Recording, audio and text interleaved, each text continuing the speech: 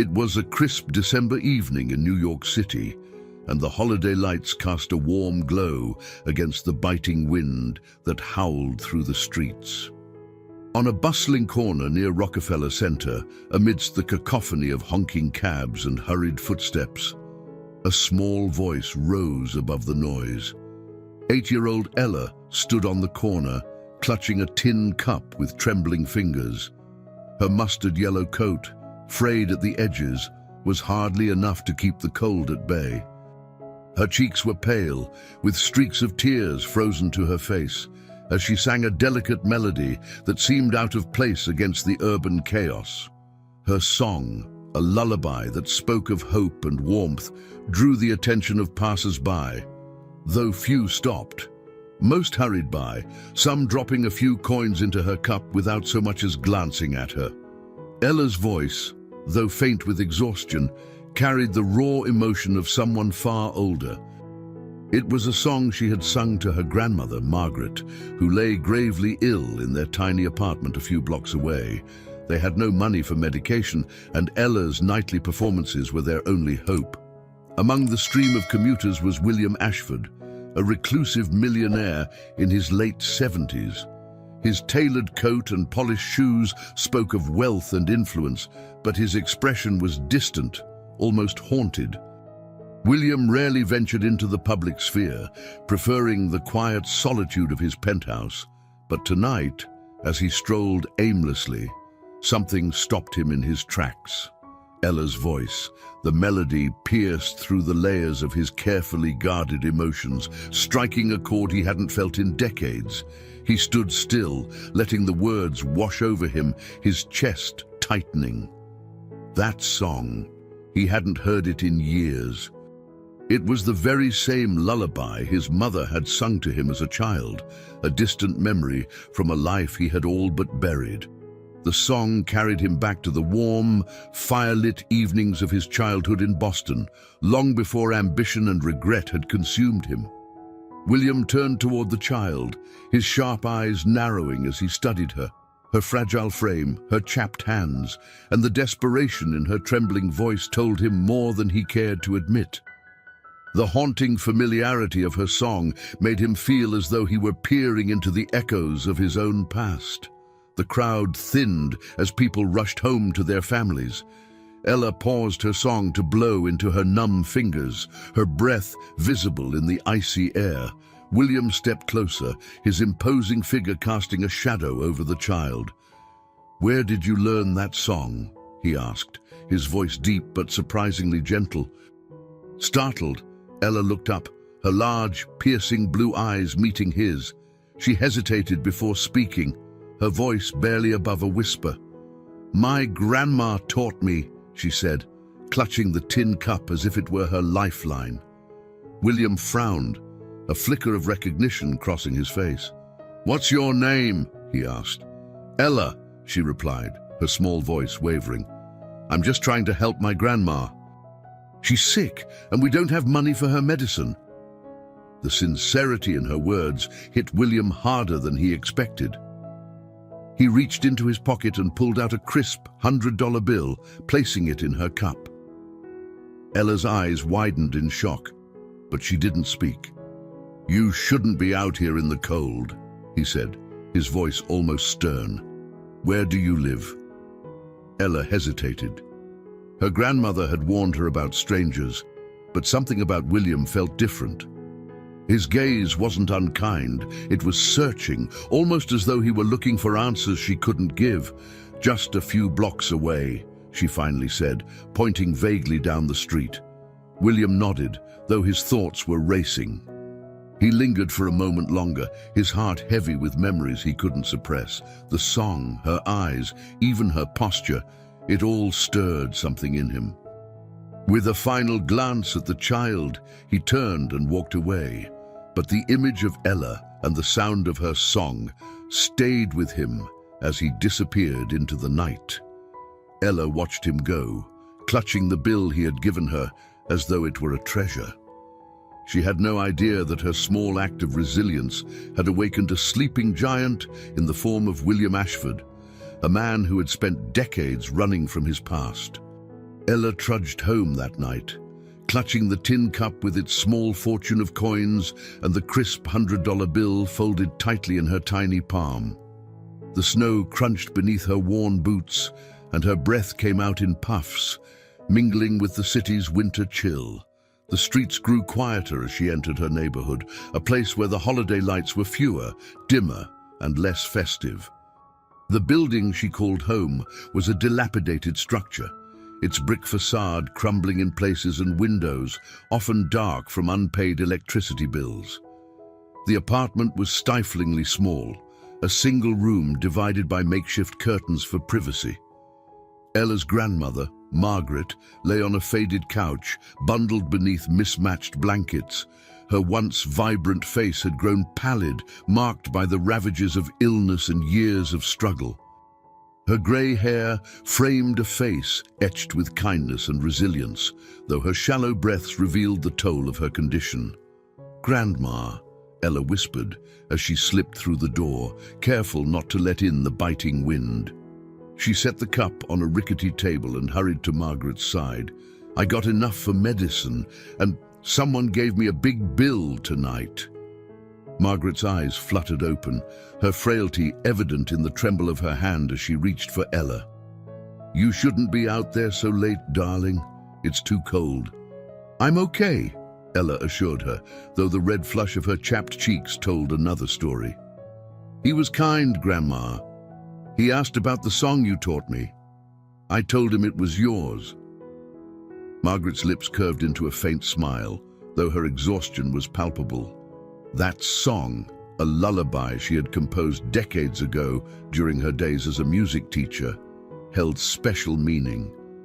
It had been her anthem of hope during the hardest times, a melody that connected her to memories of a life before poverty had taken its grip. "Did you sing it well, my little bird?" Margaret asked softly. Ella nodded, her heart swelling with a fierce determination. "I'll sing it every night if it means I can get what you need." Margaret's gaze turned distant, her fingers lightly brushing Ella's cheek. "You're so brave, Ella. Too brave for your years. It breaks my heart that this is your childhood." Ella blinked back tears, unwilling to show weakness. "It's okay, Grandma. I don't mind. You've always taken care of me. Now it's my turn." Margaret's health had begun to decline several months ago, though she'd hidden it as long as she could. After Ella's parents died in a car accident 3 years earlier, Margaret had taken on the role of caregiver, doing her best to shield Ella from the harshness of their reality.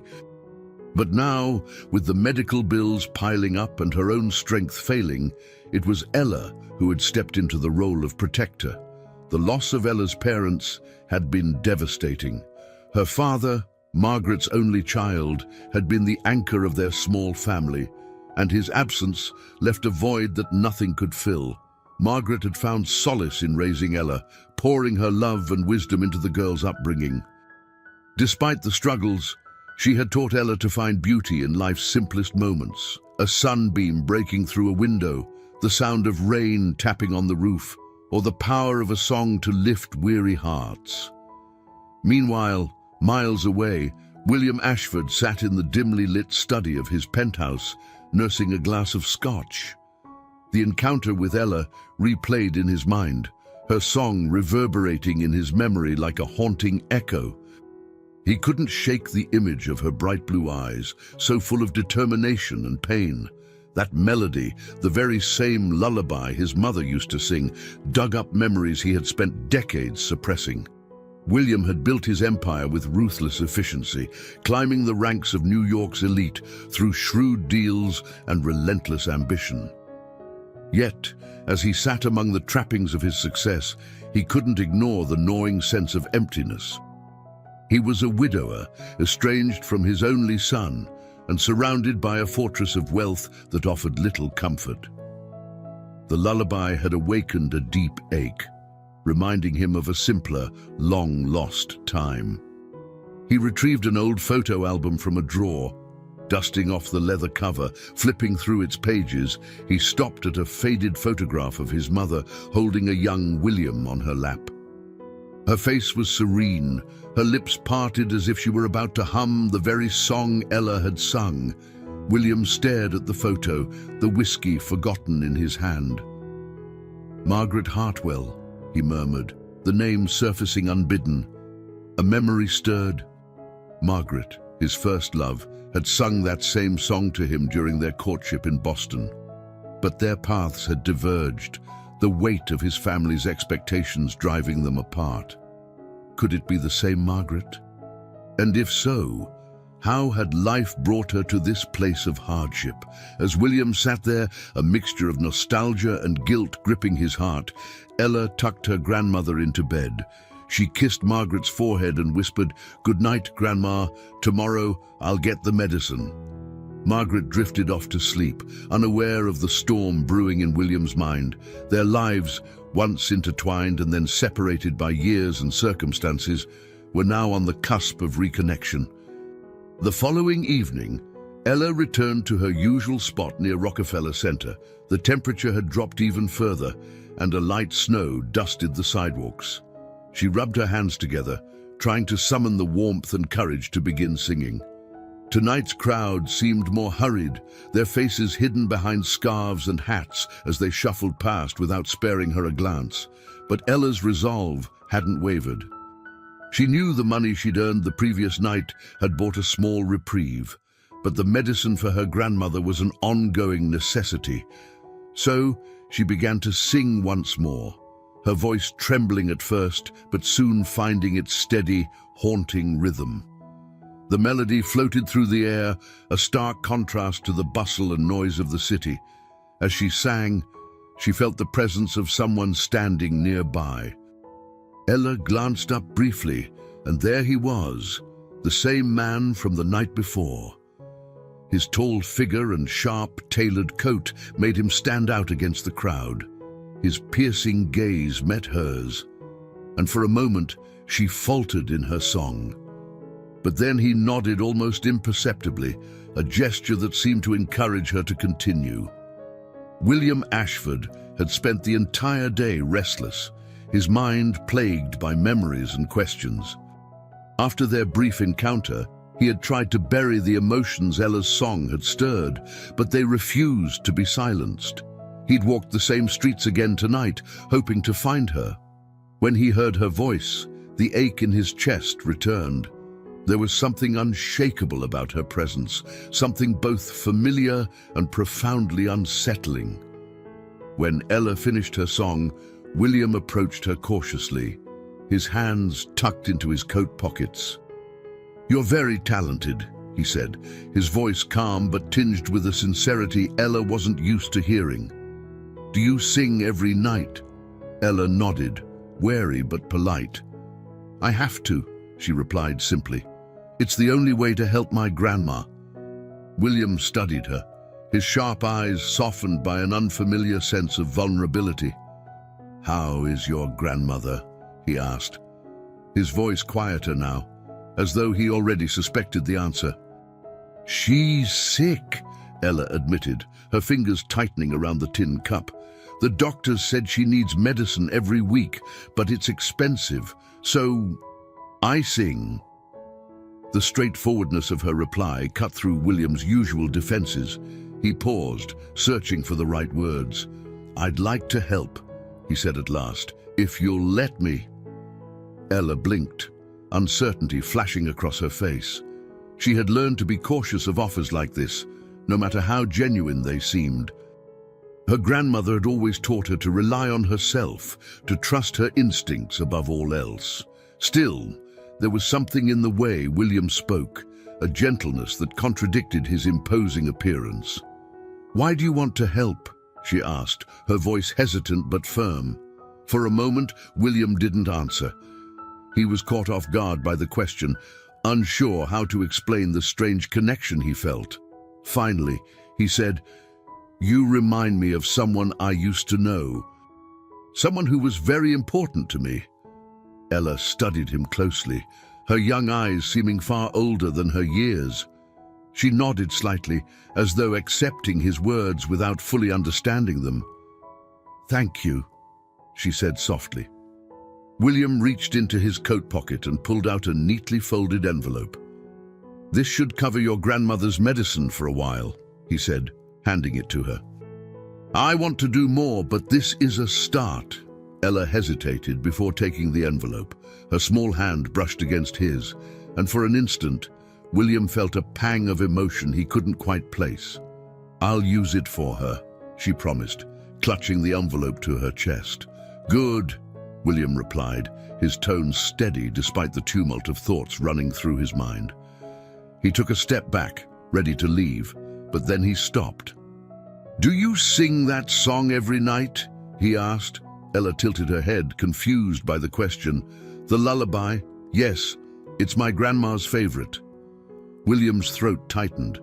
He nodded once and turned away, disappearing into the crowd before Ella could say anything more. As she watched him go, Ella felt a strange mix of relief and curiosity. The man seemed kind, but there was a sadness about him, something that made her wonder why he had stopped to listen, why he had cared at all. She slipped the envelope into her coat pocket and picked up her cup, ready to head home. Meanwhile, William walked briskly through the streets, his mind racing. The lullaby, her eyes, her courage, all of it had struck a chord deeper than he cared to admit. He needed to know more about her grandmother. The thought unsettled him, but he couldn't shake it. Back in the tiny apartment, Margaret stirred when Ella returned. "You're home," she murmured, her voice weak but warm. "I am," Ella replied, kneeling by her side. She pulled out the envelope and showed it to her grandmother. "A kind man gave us this. He wants to help." Margaret's brows furrowed as she took the envelope, her frail hands trembling. She opened it slowly, revealing a stack of bills that made her eyes widen in disbelief. "Who would do such a thing?" she whispered, her voice filled with both gratitude and suspicion. Ella shrugged. "He said I reminded him of someone. I think he's lonely, Grandma." Margaret's grip on the envelope tightened as a flicker of recognition passed through her tired eyes. But she said nothing, choosing instead to hold Ella close. Their small world, for now, was safe. The next evening, Ella hesitated before taking her spot on the street corner. The generous envelope she had received the night before had allowed her to buy the medicine her grandmother needed, along with a few groceries. It was a small triumph, but Ella understood their needs extended far beyond a single good day. She braved the cold once again, clutching her tin cup as she stepped into the flow of hurried pedestrians. She began to sing, her voice clear but subdued. Tonight, fewer people stopped to listen. Some cast her brief, sympathetic glances, but the majority swept past, lost in their own concerns. Ella's resolve remained steady, even as her fingers began to numb in the freezing air. From across the street, William Ashford watched her silently, standing near a lamp-post. He had returned, unable to resist the pull Ella's song seemed to have on him. Her resilience stirred something in him that he hadn't felt in years, a sense of responsibility, a nagging urge to act beyond fleeting gestures. But he was uncertain of how to approach her again without alarming her. As William debated with himself, a group of teenagers turned the corner, laughing loudly and jostling each other. They spotted Ella and her small tin cup, their laughter taking on a sharper, crueler edge. One of the boys pointed at her. "Hey, look at her! Singing for pennies like it's some talent show." Ella kept her head down, focusing on her song. She was used to such taunts, though they stung every time. Another boy stepped closer, his grin widening as he flipped a coin into her cup with exaggerated flair. "There you go, little star. Buy yourself a candy bar." The group burst into laughter, but Ella didn't stop singing. She refused to give them the satisfaction of reacting. However, the taunts escalated. One boy kicked at the cup, spilling its contents onto the icy pavement. Coins scattered in every direction, some rolling into the gutter. Ella stopped mid-song, her voice breaking into silence. She knelt quickly, scrambling to retrieve the coins with shaking hands. Tears threatened to spill, but she blinked them back, determined not to cry in front of them. From his spot across the street, William's hands clenched into fists. Without hesitation, he crossed the road, his imposing figure cutting through the group of teenagers like a storm cloud. His voice was sharp and commanding. "That's enough! Leave her alone!" The boys froze, startled by the sudden appearance of the older man. One of them muttered, "We were just joking, mister. No need to get all serious." "Joking?" William's tone was icy. "What part of humiliating a child do you find funny?" The boy opened his mouth to reply, but William's withering glare silenced him, muttering under their breath. The group dispersed, their bravado melting under his intense gaze. As the boys disappeared, William turned to Ella, who was still on her knees, gathering the scattered coins. He crouched beside her, his voice softening. "Are you all right?" Ella nodded, though her movements were stiff, her cheeks flushed with a mix of cold and embarrassment. "I'm fine," she said, avoiding his eyes. "Thank you." William reached out, gently placing a hand on her shoulder. "You shouldn't have to deal with this," he said, his voice heavy with something Ella couldn't quite place. "Regret, perhaps, or guilt." "Here," he added, pulling a small bundle of cash from his pocket. "Take this. Go home for tonight." Ella hesitated, her pride warring with her need. She glanced at him, her blue eyes searching his face. Finally, she accepted the money, tucking it into her coat. "Thank you," she said again, her voice barely audible.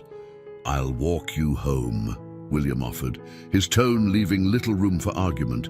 Ella hesitated but then nodded. "Okay," she said softly. The walk was quiet at first, the sound of their footsteps crunching through the snow, the only noise between them. William broke the silence after a few blocks.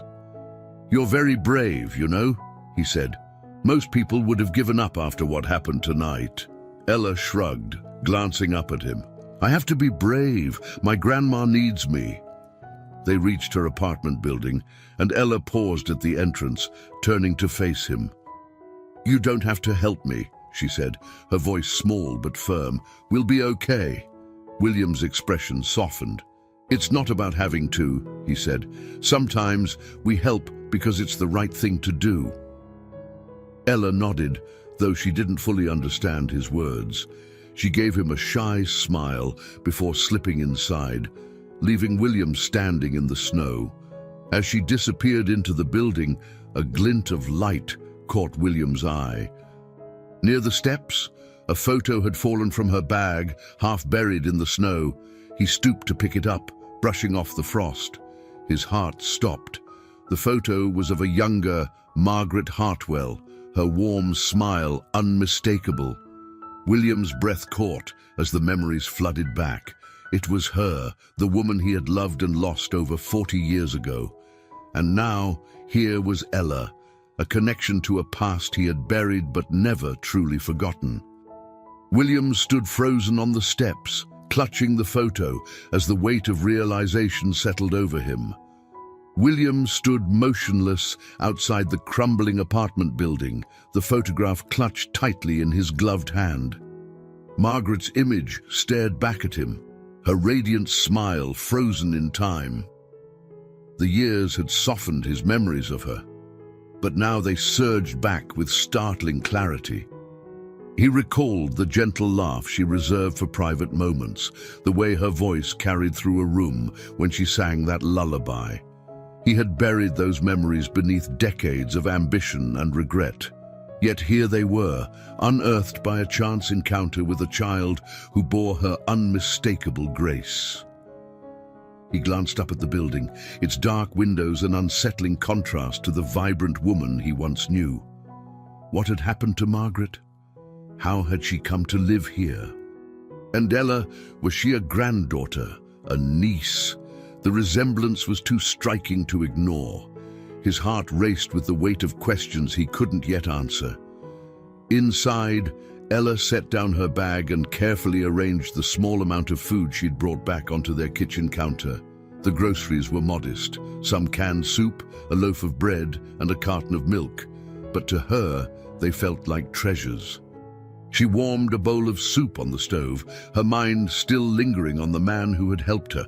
Something about him unsettled her, not in a frightening way, but in the way he seemed to carry a sadness that mirrored her own. "Ella," Margaret's voice called faintly from the living area. "I'm here, Grandma," Ella replied, hurrying to her side with the soup. Margaret's frailty was even more evident tonight, her hands trembling as she tried to sit up. Ella gently propped her up with pillows and handed her the bowl, watching as Margaret took slow, deliberate sips. "How was your singing tonight?" Margaret asked, her voice soft but laced with concern. "It was fine," Ella replied quickly, not wanting to burden her grandmother with the details of the teenagers or the encounter with William. "A kind man helped me again." Margaret's brow furrowed. "This man? Who is he?" Ella hesitated.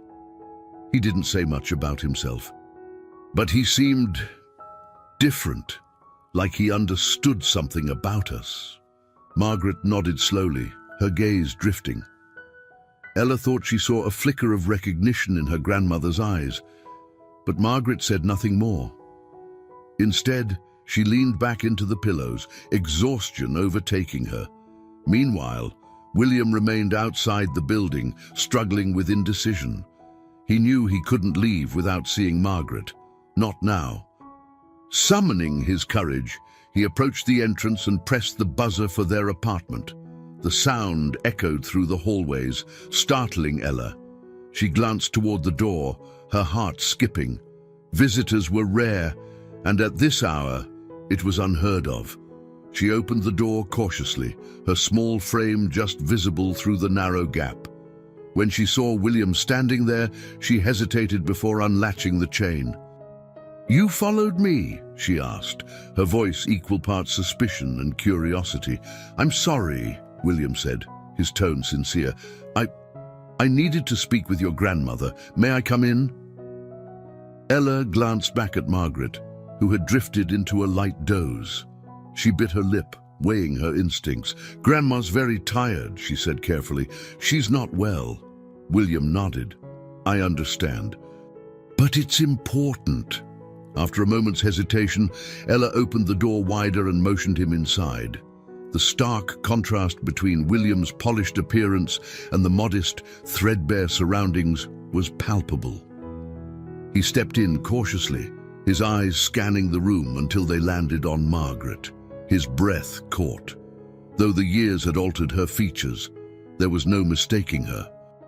Margaret Hartwell, the woman who had once been his entire world, lay before him, frail yet undeniably her. Ella watched him closely, noting the change in his expression. "Do you know her?" she asked, her voice tinged with suspicion.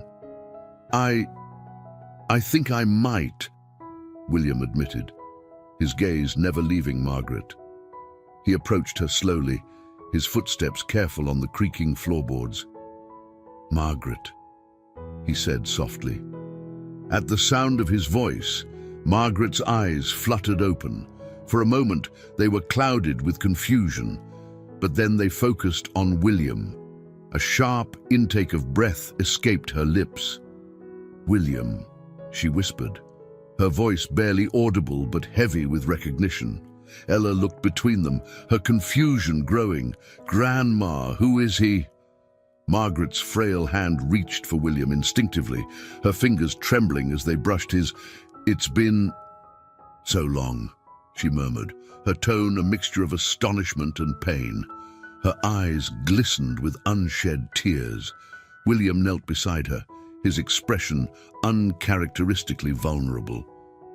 "I didn't know," he said, his voice breaking. "I didn't know you were here like this." Margaret shook her head faintly, her strength waning. "Life takes us on strange paths, doesn't it?" she said. a hint of the humor he remembered slipping into her words. Ella stood frozen, the weight of the moment pressing down on her young shoulders. She didn't fully understand what was unfolding, but it was clear that this man, so strange yet kind, was somehow deeply connected to her grandmother. As the tension in the room settled into a fragile silence, William reached into his pocket and produced the photograph he had found. He held it out to Margaret, his hand shaking. "I think this belongs to you," he said. Margaret's eyes widened as she took the photo. Her fingers lingered on the image, and a small, wistful smile touched her lips. "I never thought I'd see you again," she said quietly, her voice barely above a whisper. Ella watched in silence, realizing that this night had become a turning point, though she couldn't yet grasp what it would mean for any of them. The air in the small apartment was thick with unspoken words. William knelt by Margaret's side, his fingers brushing hers lightly, as if afraid the moment might shatter. Margaret's frail hand trembled as she clutched the photograph, her eyes locked on it, as though it held the essence of a life long past. Ella, standing near the door, watched them with mounting unease. The sight of her grandmother, a woman she had always known as guarded and self-reliant, reaching out to this man unsettled her. Who was he, and why did his presence evoke such emotion in her otherwise reserved grandmother? "Grandma," Ella said hesitantly, breaking the fragile silence. "How do you know him?" Margaret took a deep breath, her chest rising and falling with effort. Her voice, though soft, carried the weight of decades. "William and I, we knew each other when we were young, a lifetime ago." William lowered his gaze, guilt etched into his features. "I left when I shouldn't have," he admitted, his voice barely above a whisper. "I made mistakes I've regretted every day since." Ella took a cautious step forward, her small frame tense. "Why are you here now, after all this time?" William glanced at Margaret, silently seeking permission to speak. Margaret nodded faintly, her expression unreadable. "I didn't know Margaret was here," William said, turning to Ella. "I met you on the street by chance, heard your song, and something about it, about you, felt familiar. It led me here." Ella's brow furrowed, skepticism flickering across her face. "You just happened to find us." "It wasn't just luck," William admitted, his voice tinged with urgency. "Your song, the lullaby, it's one Margaret used to sing. I recognized it immediately. It's what drew me to you." Margaret's lips curved into a faint smile. "That song always was my bridge to the past," she murmured, her voice distant. She looked up at William, her gaze softening. "And now it seems it's brought you back." Ella watched them, her confusion growing. "Grandma," she asked carefully, "why didn't you ever tell me about him?" Margaret hesitated, her fingers tracing the edges of the photograph. "Some memories are too painful to share, Ella," she said quietly. "I didn't want you to carry the weight of my mistakes." The words hung in the air, thick with regret and meaning. Ella's young mind struggled to process the layers of history unraveling before her.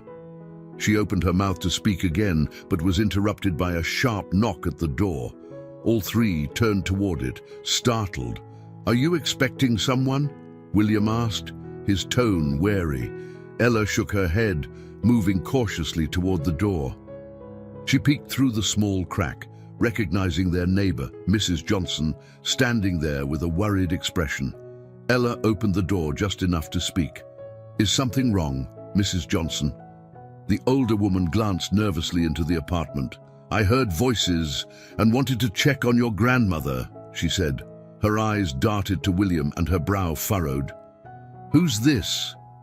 Ella hesitated, unsure how to respond. Margaret spoke up, her voice steadier than before. "It's all right, Lila," she said. "He's an old friend." Mrs. Johnson's expression softened, though her eyes lingered on William a moment longer. "Well, if you need anything, let me know," she said, her voice kind but firm. "You've got my number, Ella." Ella nodded quickly. "Thank you, Mrs. Johnson." Once the door closed, the atmosphere inside shifted again. Margaret leaned back against her pillows, her weariness evident. "You must have questions," she said, her words directed at both Ella and William, "and I'll answer them. But first, I need to rest." William stood reluctantly, his towering frame casting a long shadow over the modest room. "I'll come back tomorrow," he said, his tone gentle. "If that's all right." Margaret nodded, her eyelids already fluttering shut. Ella hesitated, glancing between them. "I'll walk you out," she offered quietly. The hallway outside was dimly lit, the flickering bulb casting uneven shadows on the cracked walls. William walked in silence beside Ella, his hands buried deep in the pockets of his coat. When they reached the front door, he paused, turning to face her. "Thank you for letting me in tonight," he said, his voice sincere. "I know this can't be easy for you." Ella studied him, her young face etched with doubt. "Why do you care so much?" she asked, her words blunt but not unkind. "You don't even know us." William's expression softened. "Because sometimes life gives us second chances," he said, "and I can't ignore this one." Ella didn't respond immediately. She simply nodded, her gaze steady. "Good night," she said finally, opening the door to let him out.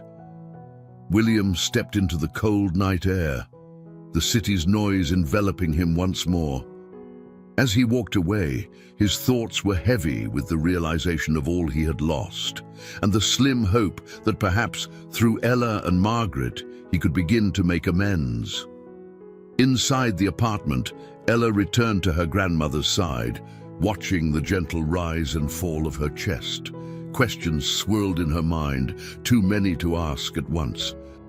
But for now, she simply sat beside Margaret, holding her hand as the threads of their past and present wove together in ways she was only beginning to understand. Morning sunlight filtered through the thin curtains of Margaret and Ella's modest apartment, casting soft patterns across the room. Margaret stirred in her bed, her face pale and drawn. Ella was already awake, bustling quietly in the small kitchen area. She moved with the precision of someone who had long grown accustomed to bearing the responsibilities of a much older soul. Margaret opened her eyes slowly, her voice barely above a whisper. "Ella, sweetheart, come here." Ella set down the chipped mug she had been holding and approached her grandmother's side. "How are you feeling, Grandma? Did you sleep okay?" Margaret smiled faintly, her lips trembling with effort. "Better, thanks to you. But there's something we need to talk about." Ella tilted her head, concern flickering across her face. "Is it about him? That man from last night?" Margaret nodded, her frail hands fidgeting with the edge of her blanket. "His name is William Ashford. We were very close a long time ago, before your father was born." Ella's eyes widened, her mind racing to fill in the gaps. "Why haven't you ever talked about him before?" Margaret sighed, her voice tinged with both regret and weariness. "It wasn't a story I thought I'd ever need to tell. We were young and in love, but life had other plans. His ambition, my stubbornness, it all came between us. I never imagined he'd walk back into my life, especially not now." Ella hesitated, her youthful face etched with curiosity. "Do you trust him, Grandma? He seems kind, but—" "I don't know." Margaret met her granddaughter's gaze, her eyes glassy with emotion. "I don't know if I trust him, Ella, but I do know that people can change, even after many years." Before Ella could reply, a soft knock at the door interrupted them. She moved quickly to answer it, her small frame tensed with caution. When she opened the door, William stood there, holding a paper bag that emitted the faint aroma of fresh pastries. "Good morning," he said gently, his gaze shifting past Ella to where Margaret lay. "I brought something for breakfast. I hope that's all right." Ella stepped aside reluctantly, motioning for him to enter. "She's awake," she said simply. William nodded and crossed the room, his every movement careful, as though afraid to disturb the fragile peace of the space. He set the bag down on the small table and turned to Margaret, offering her a soft smile. "How are you feeling today?" Margaret's expression was guarded, though not unkind. "Better than last night," she replied, her voice quiet. "I wasn't sure if you'd come back." "I meant what I said," William responded. "I'm here to help, if you'll let me." Margaret looked at him for a long moment, her gaze searching his face for traces of the man she had once known. "Help can come with a price, William. What is it you're really here for?" Her words hung in the air, heavy with implication. Ella watched the exchange, her young eyes flickering between them. William exhaled slowly, his shoulders sagging slightly. "I don't want anything from you, Margaret," he said, his voice earnest. "I only want to make amends for the past. When I saw Ella on the street, heard her sing your song. It was like fate brought me back to you." Margaret's expression softened, though skepticism lingered in her gaze. "And what happens when your guilt fades? Will you disappear again?" The question struck William like a blow. He lowered his head, unable to meet her eyes. "I don't blame you for doubting me," he admitted, "but I'm not the same man I was. I've spent most of my life chasing wealth and power, thinking it would make me happy. It didn't. And now, seeing you, seeing Ella, I realize how much I've lost." Margaret sighed, her hand brushing weakly against the blanket. "Life doesn't give us do-overs, William, but maybe it does give us second chances." William's gaze lifted, meeting hers with quiet determination. "Then let me prove to you that I've changed. Let me be here for both of you." Before Margaret could respond, a fit of coughing overtook her, her frail body shuddering with each heave. Ella rushed to her side, helping her sit upright and patting her back gently. William stepped forward, his expression stricken. "Is there a doctor we can call?" he asked urgently. Margaret shook her head weakly, her voice rasping as she caught her breath. "This is my reality now, William. I have medication to manage it, thanks to Ella." William's jaw tightened, his frustration evident. It shouldn't be just her responsibility. "She's a child. She's more capable than most adults I've known," Margaret replied, her voice laced with pride. "But I won't argue with you. If you want to help, then do it without expectations." William nodded solemnly. "I will." Ella watched the exchange, her young face thoughtful. Despite her lingering doubts, a small part of her wanted to believe that William's intentions were genuine. For now, she would wait and see. As the morning wore on, the three of them shared a quiet meal together, the warmth of fresh pastries momentarily easing the chill of the apartment. Though the tension between Margaret and William remained, it was softened by something unspoken, a tentative hope that their fractured past might yet be mended. The winter wind howled outside as the dim light in Margaret's apartment flickered. Despite the coziness of the morning meal they had shared, a tension lingered in the air like a fragile thread stretched too thin. William sat by the small table, his hands resting uneasily on his knees, watching Margaret recline against her pillows. Ella, busy folding a blanket, moved with the practiced efficiency of someone who had been the caretaker for far too long. As the morning passed, a soft knock on the door disrupted the quiet. Ella glanced at Margaret, who nodded faintly, before going to answer it. She opened the door to find a man standing there, his broad shoulders slightly hunched from the cold. He looked to be in his late 40s, with salt and pepper hair and kind, weathered eyes. In his hand, he carried a small, leather-bound journal. "Good morning," the man said, his voice gentle but firm. "I'm Dr. Jacob Allen." Margaret and I go back a long way. He smiled at Ella, though his face carried a hint of worry. I've come to check on her. Ella hesitated, unsure, until Margaret called from within. Let him in, Ella. Jacob's an old friend. Reluctantly, Ella stepped aside to let the doctor in. He removed his scarf and gloves, nodding briefly at William as he approached Margaret's bed. Margaret, Jacob said warmly, pulling a chair closer. You look as stubborn as ever, though I doubt that reflects how you're feeling. Margaret chuckled weakly, her hand reaching out for his. You know me too well, Jacob. I'll out-stubborn this illness if I can. Ella moved quietly to the corner of the room, her sharp eyes taking in the way the doctor glanced at William. There was no hostility, only curiosity. It was clear Jacob was trying to piece together the dynamic of this unexpected visitor. Who's this? Jacob asked, his tone light but probing. William Ashford, Margaret said, her voice carrying a weight that made Jacob's eyes widen slightly. We go back even further than you and I do. The doctor nodded, understanding unspoken between the two adults. He returned his attention to Margaret, his tone softening. Margaret, I need to know the truth. How are you managing? And don't spare my feelings. Margaret hesitated, glancing at Ella. We're getting by, she said carefully. Ella's been extraordinary. She keeps me alive. Jacob frowned, concern etched deep into his face. It's not her job to carry all of this, Margaret. She's just a child. William shifted uncomfortably, the same thought echoing in his mind. He cleared his throat, drawing Jacob's attention. That's why I'm here, William said, his voice steady. I want to help. Jacob raised an eyebrow, studying him. Help how?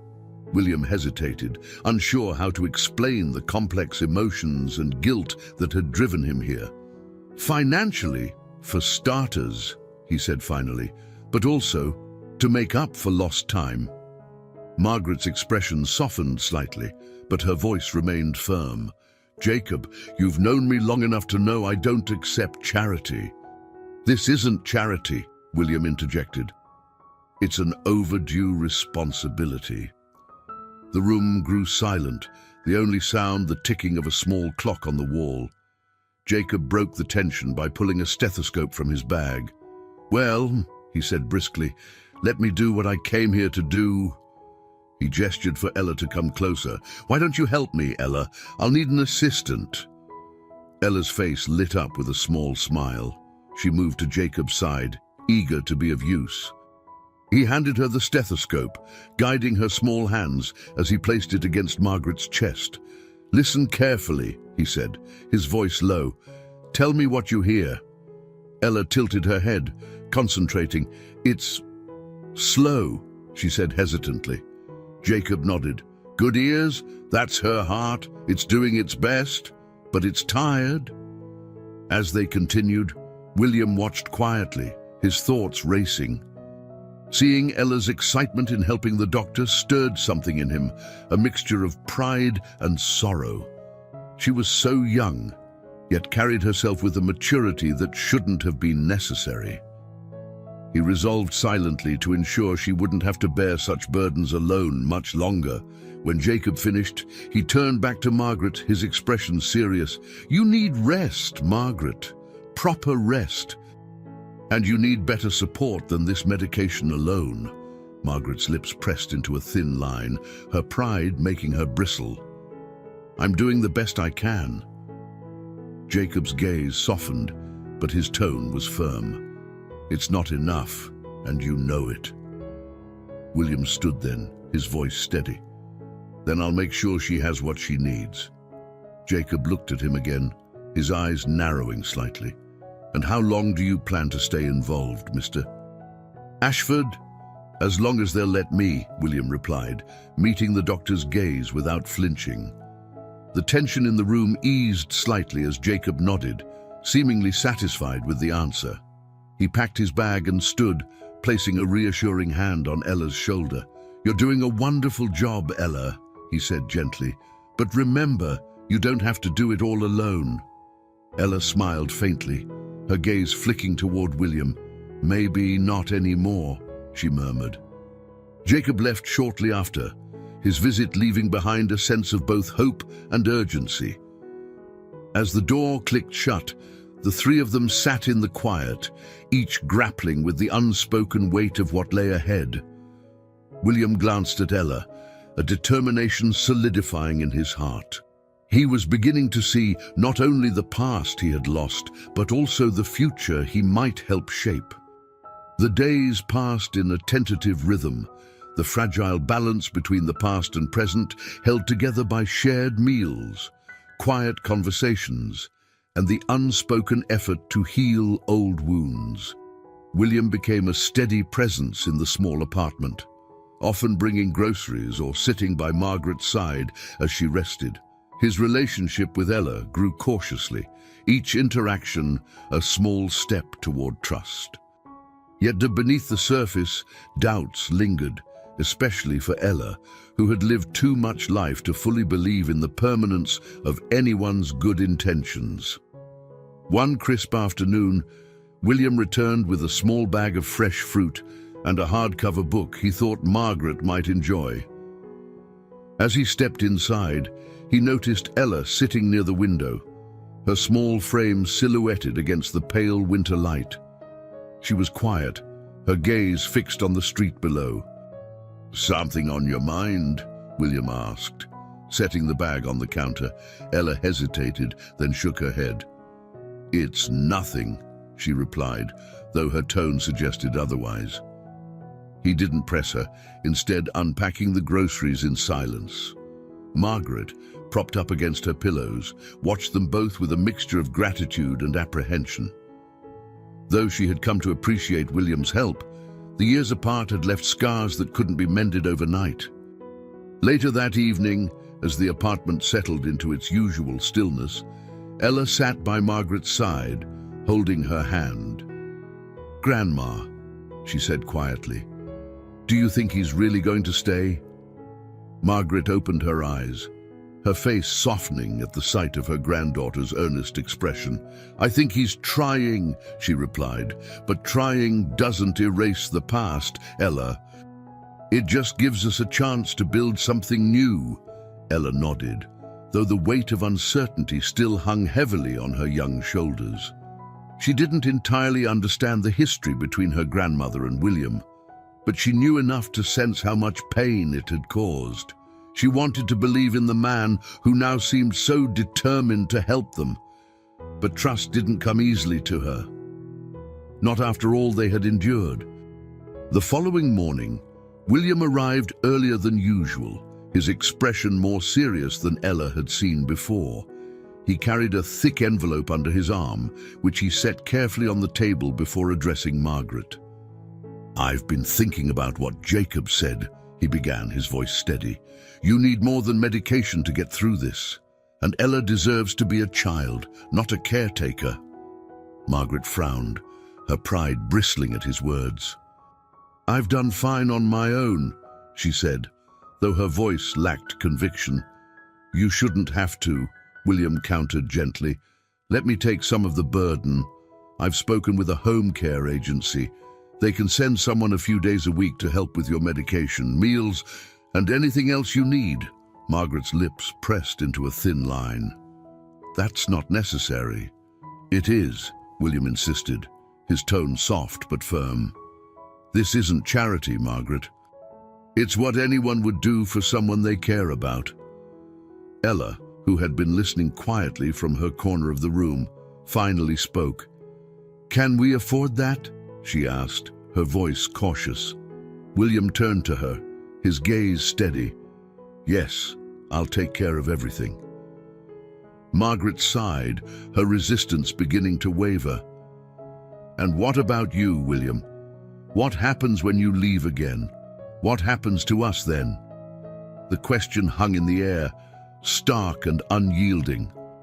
William's face hardened, not with anger, but with the weight of his own guilt.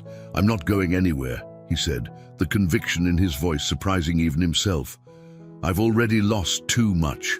I won't make the same mistake again." Margaret studied him for a long moment, her expression unreadable.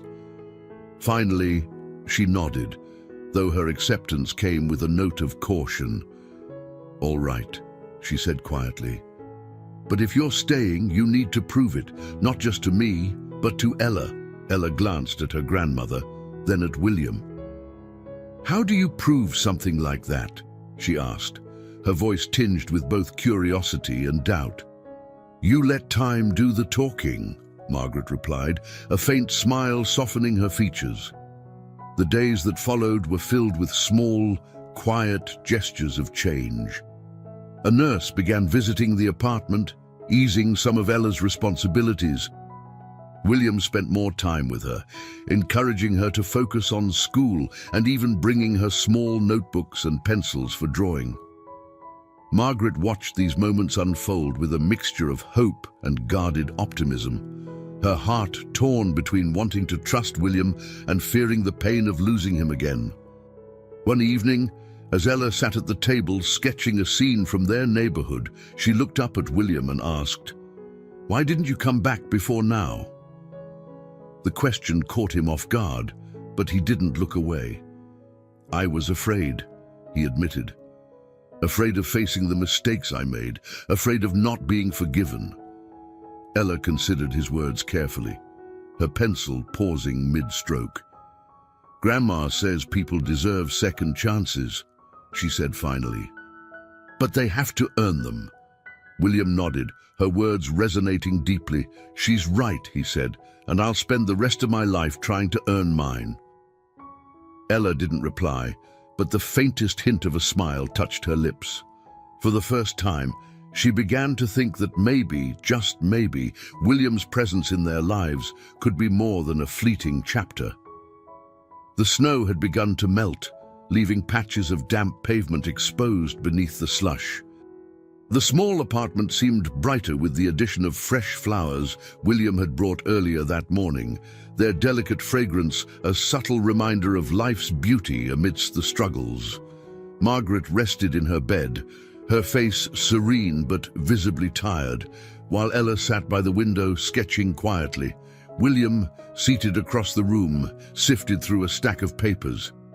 They were legal documents and medical forms, all related to the home care services he had arranged for Margaret.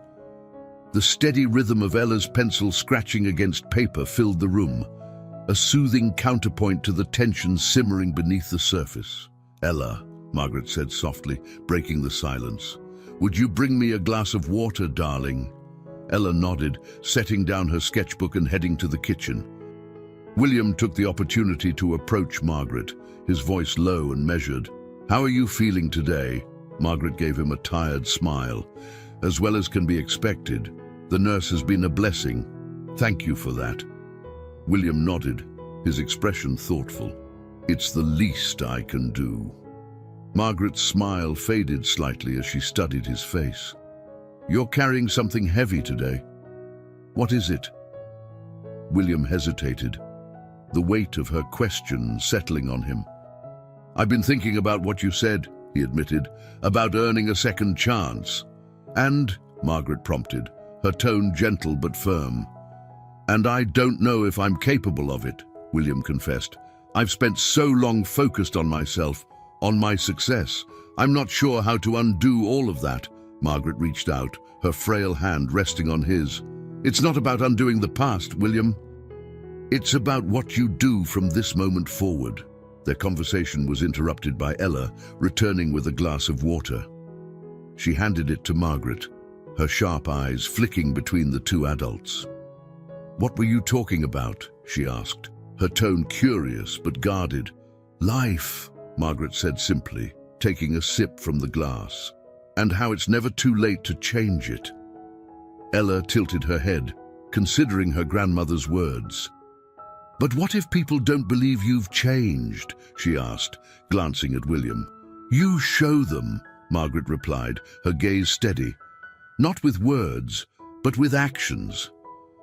The truth of Margaret's statement hung in the air, and William felt its weight. He looked at Ella, her small frame brimming with questions she was too young to carry. "She's right," he said quietly. "I need to show you, both of you, that I'm here to stay." Ella didn't respond immediately. She simply returned to her spot by the window, her pencil resuming its quiet rhythm against the paper. Later that evening, as the light outside began to fade, William received a phone call. He stepped into the hallway to answer, his voice low. Ella, curious, listened intently as snippets of his conversation drifted through the partially closed door. "I understand the urgency," William said, his tone clipped, "but I need more time." "No, I can't leave yet." "This is important." Ella frowned, the words fueling her lingering doubts. She returned to her drawing, trying to push the thoughts aside. When William re-entered the apartment, his expression was tense but composed. Margaret looked up from her book, sensing the shift in his demeanor. "Everything all right?" she asked. William hesitated, then nodded. "Just business," he said, though his voice lacked conviction. Margaret didn't press him, but her eyes lingered on his face, as if searching for the truth he wasn't sharing. That night, as Margaret slept and the apartment grew quiet, Ella approached William, who was seated by the small table, lost in thought. She stood beside him, her presence tentative but insistent. "Are you going to leave?" she asked bluntly. William looked up, startled by her directness. "No," he said firmly. "I'm not going anywhere." "Then why did you say you needed more time on the phone?" Ella pressed, her voice steady despite the vulnerability in her eyes. William sighed, running a hand through his hair. "It's complicated, Ella. There are people who expect things from me, business obligations I can't ignore. But you just said you wouldn't leave," she countered, her tone growing sharper. "So, which is it?" The earnestness in her voice cut through him, and he leaned forward, meeting her gaze. "I'm here," he said. "No matter what happens with my business, you and your grandmother come first."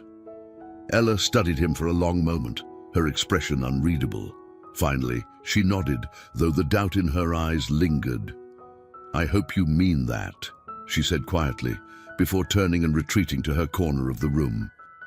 William watched her go, the weight of her words pressing heavily on his heart. He knew that earning her trust, and Margaret's, would require more than promises. It would take time, sacrifice, and unwavering commitment, things he hadn't truly offered anyone in years. As the apartment fell into stillness, William resolved to face the challenges ahead, knowing that the road to redemption would not be easy. But for the first time in a long while, he felt a glimmer of purpose, a chance to rebuild not just his relationship with Margaret, but a future where Ella could finally know the security and love she deserved. A brittle calm settled over the apartment in the days that followed. The nurse's regular visits helped ease some of the burden on Ella, giving her moments to sketch or play quietly. But the looming tension in William's expression grew more pronounced. Despite his assurances, both Margaret and Ella sensed that something outside their little world was pressing in on him. One cold morning, Margaret woke earlier than usual. She lay still for a moment, her gaze lingering on the ceiling before turning toward the small table where William sat, reviewing more paperwork. His brow was furrowed, his usually composed demeanor cracking at the edges. "William," Margaret called softly. He glanced up, startled, and set the papers aside. "Good morning," he said, forcing a smile. "How are you feeling?" Margaret didn't answer immediately. Instead, she gestured for him to come closer. When he did, she placed her frail hand over his. "You're distracted," she said bluntly. "What's happening?" William sighed, the weight of her question pressing down on him. He had tried to shield her from the storm brewing in his professional life, but Margaret's perceptiveness left little room for pretense. "My company," he admitted reluctantly. "There are complications. My board is pressuring me to return." Margaret's eyes softened with understanding, though her expression was tinged with concern. "And what happens if you don't?" William hesitated, his jaw tightening. "They'll try to take control," he said finally. "Years of work, everything I built, they could take it all." Margaret studied him, her gaze steady. "And yet, you're still here." William met her eyes, his voice quiet but firm. "Because this matters more." Margaret smiled faintly, though the weariness in her face deepened. "You've changed, William, I see it, but change doesn't come without sacrifice." Their conversation was interrupted by Ella, who shuffled into the room carrying a small notebook. She stopped short when she saw the seriousness in their expressions. "Is everything okay?" she asked cautiously. William straightened, forcing a lighter tone. "Everything's fine," he said. "Just a grown-up conversation." Ella didn't look convinced, but she nodded and handed Margaret the notebook. "I drew this for you," she said softly. Margaret opened the notebook to find a delicate sketch of their apartment, complete with the small vase of flowers William had brought days earlier. "It's beautiful, Ella," Margaret said, her voice tinged with pride. "You have such a gift." Ella smiled shyly before retreating to her corner, but her sharp ears caught the faint murmur of William and Margaret's continued conversation. "You can't hold off forever," Margaret said quietly.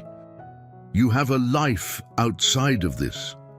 William's response was firm, that life feels meaningless without you two. Later that afternoon, a knock at the door broke the uneasy stillness.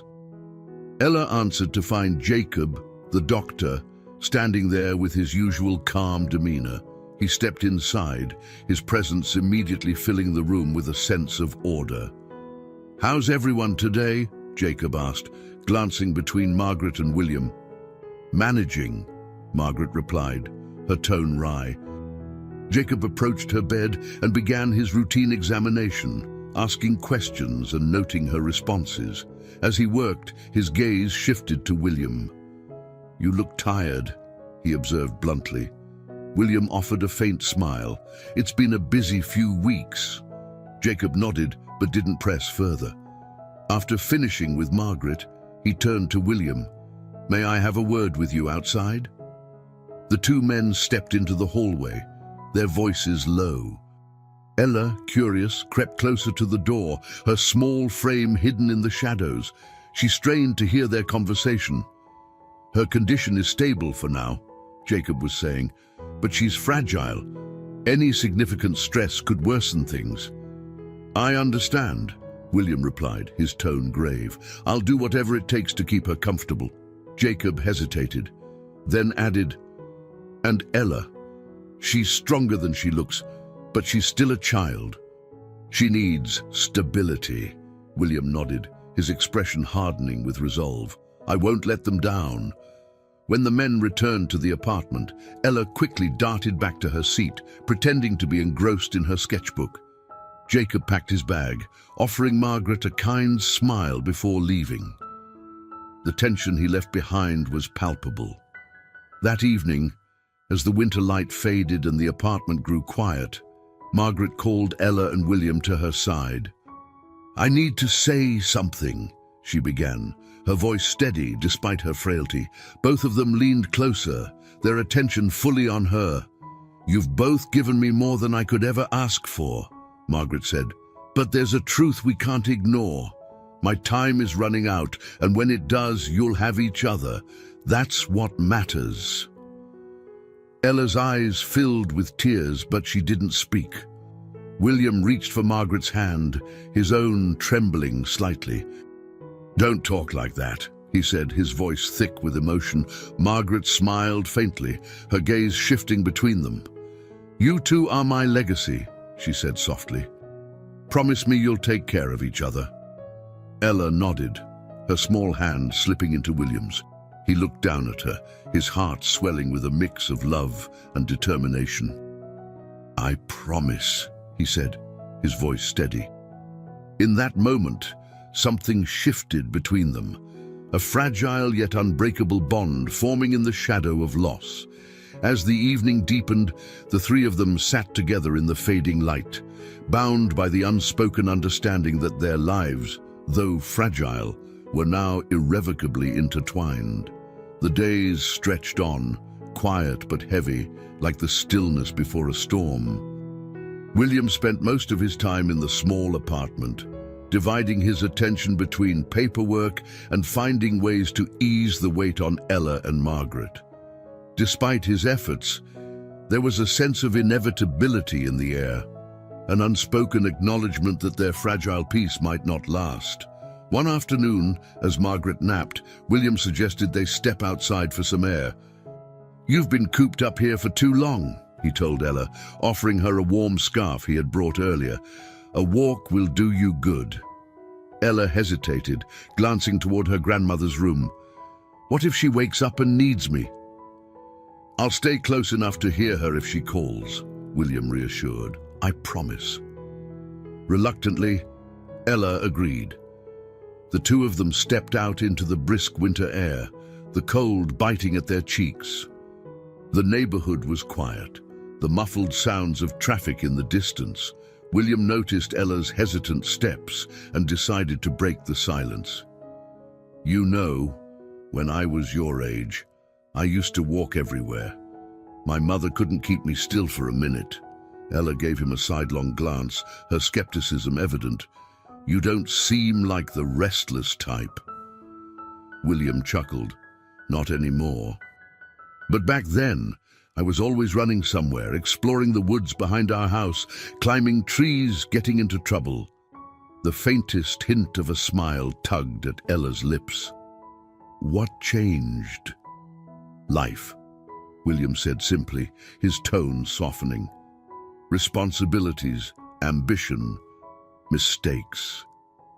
They walked in silence for a while, the rhythm of their steps sinking unconsciously. As they passed a small park, Ella's attention was drawn to a group of children playing. Their laughter echoed through the air, bright and carefree. She watched them intently, her expression unreadable. "You miss this, don't you?" William asked gently. Ella shrugged, her hands tightening around the edges of the scarf. "I don't even know what it's like to just play." Her words hit William harder than he expected. He stopped, kneeling slightly to meet her gaze. "You should," he said firmly.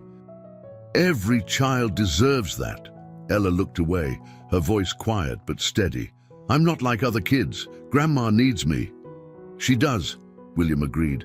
"But that doesn't mean you don't deserve to be a kid, too." Ella didn't respond, her gaze fixed on the frosted grass beneath her feet.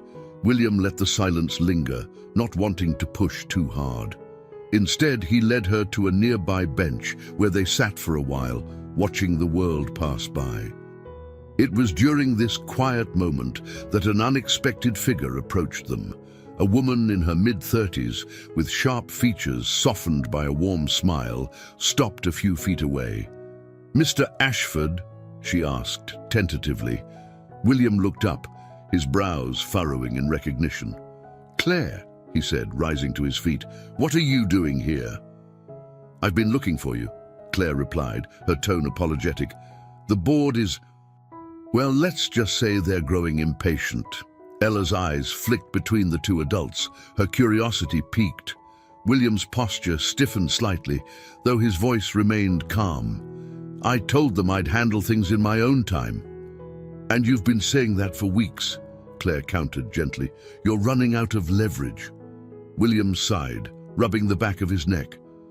"I can't leave right now." Claire's gaze softened as she noticed Ella, who was watching the exchange intently. "I see," she said, her tone shifting. "Well, if you need more time, you should at least prepare for what might happen if things don't go your way." "I appreciate your concern," William replied, his tone polite but firm. "But my priorities are here." Claire hesitated, then nodded. "All right. But don't wait too long." She offered Ella a kind smile before turning and walking away. As the woman disappeared into the distance, Ella turned to William, her brow furrowed. "Who was that?" "An associate," William said, his tone dismissive. "She works for my company." "Why is she looking for you?" Ella pressed, her sharp intuition cutting through his evasiveness. William hesitated, then sighed. "Because they're worried about the decisions I'm making. But it doesn't matter." "It sounds like it does," Ella said, her voice steady. "You're risking everything for us, aren't you?" William met her gaze, his expression earnest. "You and your grandmother are worth more to me than anything I've built. That's all that matters." Ella studied him for a long moment, her young face etched with emotions she couldn't fully articulate. Finally, she nodded, though her doubt lingered in the corners of her eyes. When they returned to the apartment, Margaret was awake, her expression brightening at the sight of them. "How was the walk?" she asked.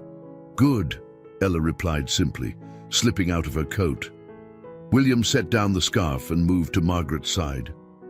"We ran into someone from my business," he admitted, "but it's nothing to worry about."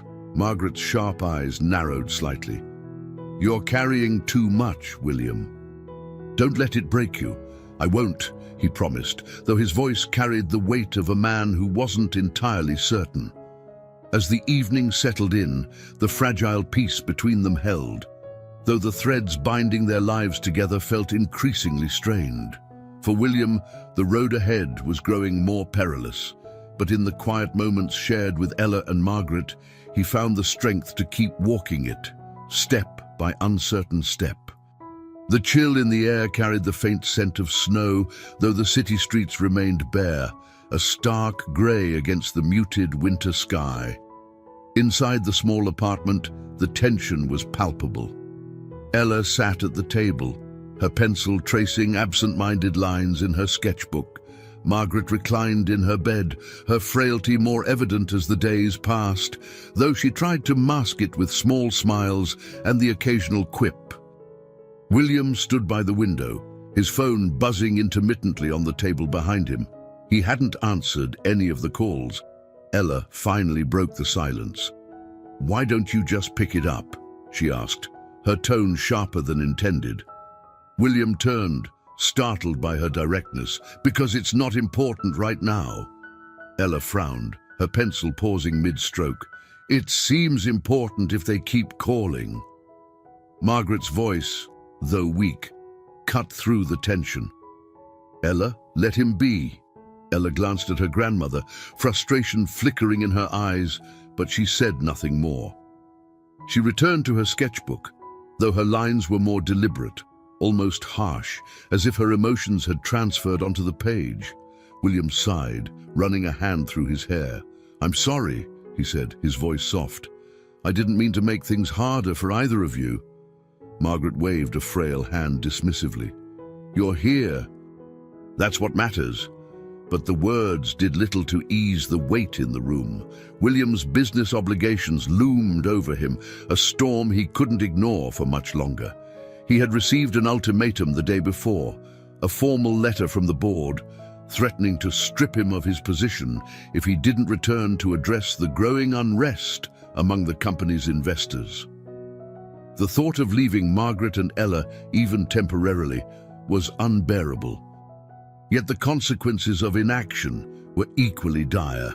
That evening, as the light faded and the apartment fell into its usual stillness, there was a knock at the door. Ella went to answer it, her small frame cautious as always. She opened the door to find a man she didn't recognize, a stranger with a sharp suit and a cold demeanor. He carried a briefcase and stood stiffly, as though he belonged to an entirely different world. "Good evening," the man said, his tone clipped. "I'm here to speak with William Ashford." Ella hesitated, glancing back at William, who had already risen from his seat. "It's all right, Ella," he said, stepping forward. "Let him in."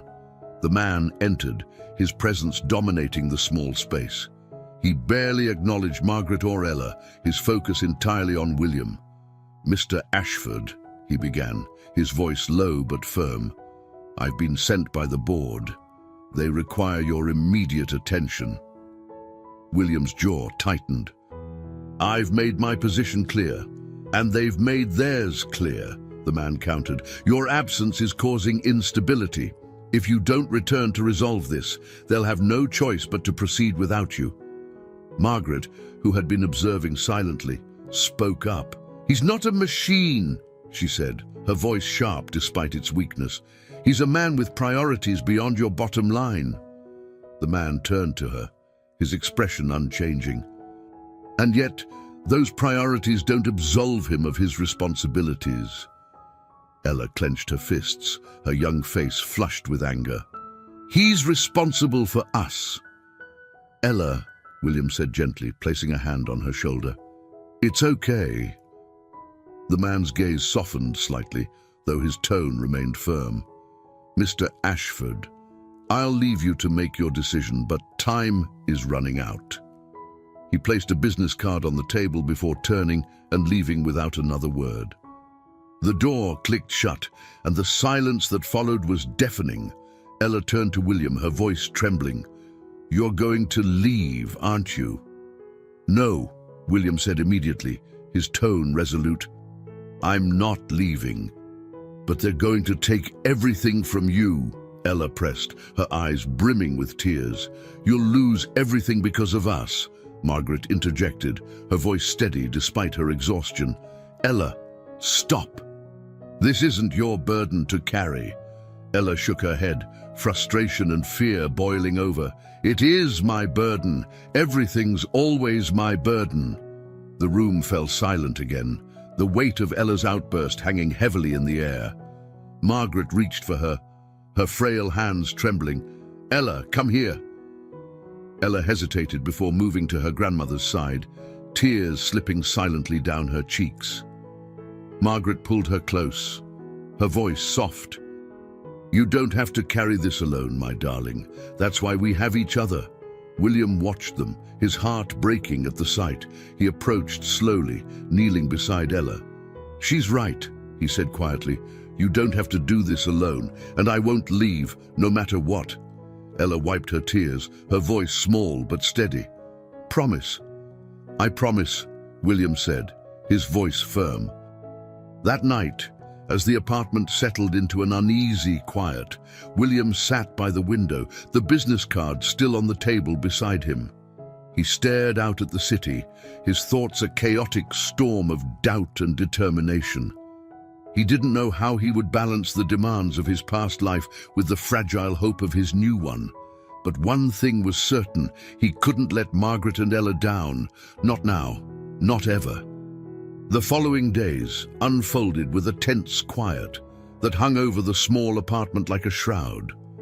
Margaret's health seemed to waver, her strength slipping with each passing moment despite the nurse's diligent care. William remained steadfast, dividing his time between attending to Margaret, helping Ella, and grappling with the storm of decisions weighing heavily on his shoulders. Ella, though brave, was visibly fraying under the pressure of their uncertain future. It was late in the afternoon when the first hint of betrayal arrived, slipping through the cracks of their fragile sanctuary. William was sorting through a stack of letters that had piled up over the weeks when he came across a sleek envelope embossed with the logo of his company. He paused, dread coiling in his stomach as he opened it. Inside was a formal notice. The board had called an emergency meeting to address his prolonged absence and dereliction of duties. His hands trembled slightly as he read the letter. They were moving to oust him. Margaret, who had been watching him from her bed, spoke softly. William, what is it? He looked up, his expression carefully neutral. Just business, he said, folding the letter and setting it aside. Margaret's sharp eyes didn't miss the tension in his posture. It's more than that, she pressed. Tell me. William hesitated, then sighed, sitting down heavily in the chair beside her bed. The board is making moves to remove me from my position. They've set up a meeting, likely to vote me out. Margaret frowned, concern clouding her features. Can they do that?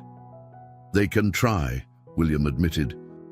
And if I don't fight it, they'll likely succeed. Margaret studied him for a moment, her frail hand reaching out to cover his. "Why haven't you gone back to stop them?" "Because I can't leave you and Ella," William replied without hesitation. "Not now." Margaret's grip tightened slightly. "William, you've already given us so much. Don't throw away everything you've built." "I've built a life of hollow achievements," William said quietly. "And I won't abandon you for it." Ella, who had been quietly sketching in the corner, looked up at his words. Her young face was conflicted, her trust in him warring with her fear of the consequences his sacrifice might bring. Later that evening, as the apartment settled into its usual stillness, there was a knock at the door. Ella moved to answer it, her steps hesitant. Standing in the dimly lit hallway was a familiar figure, Claire, William's associate. She looked uneasy, her sharp demeanor softened by something close to regret. "Is William here?" Claire asked gently. Ella nodded, stepping aside to let her in. William appeared from the kitchen, his expression hardening slightly at the sight of her. "Claire," he said, his tone neutral, "I thought we already had this conversation." "I'm not here to pressure you," Claire said quickly, holding up her hands. "But you need to know what's happening. They've brought in an external consultant, someone with the authority to assume control if you don't show up to the meeting." William's jaw clenched, but he said nothing. "You've worked too hard to let this slip away," Claire continued. "And it's not just about you. If they push you out, the company will go in a direction you won't recognize. Everything you built will be unmade." William exhaled sharply, his frustration palpable. "I've made my decision, Claire." "And what about them?" Claire asked, nodding toward Margaret and Ella. "Do they know what you're giving up?" The question struck like a blow. William's eyes flicked to Margaret, who was watching the exchange with quiet intensity. Ella stood frozen near the door, her face pale but her gaze unwavering. "William," Margaret said softly, her voice carrying a strength that belied her frailty.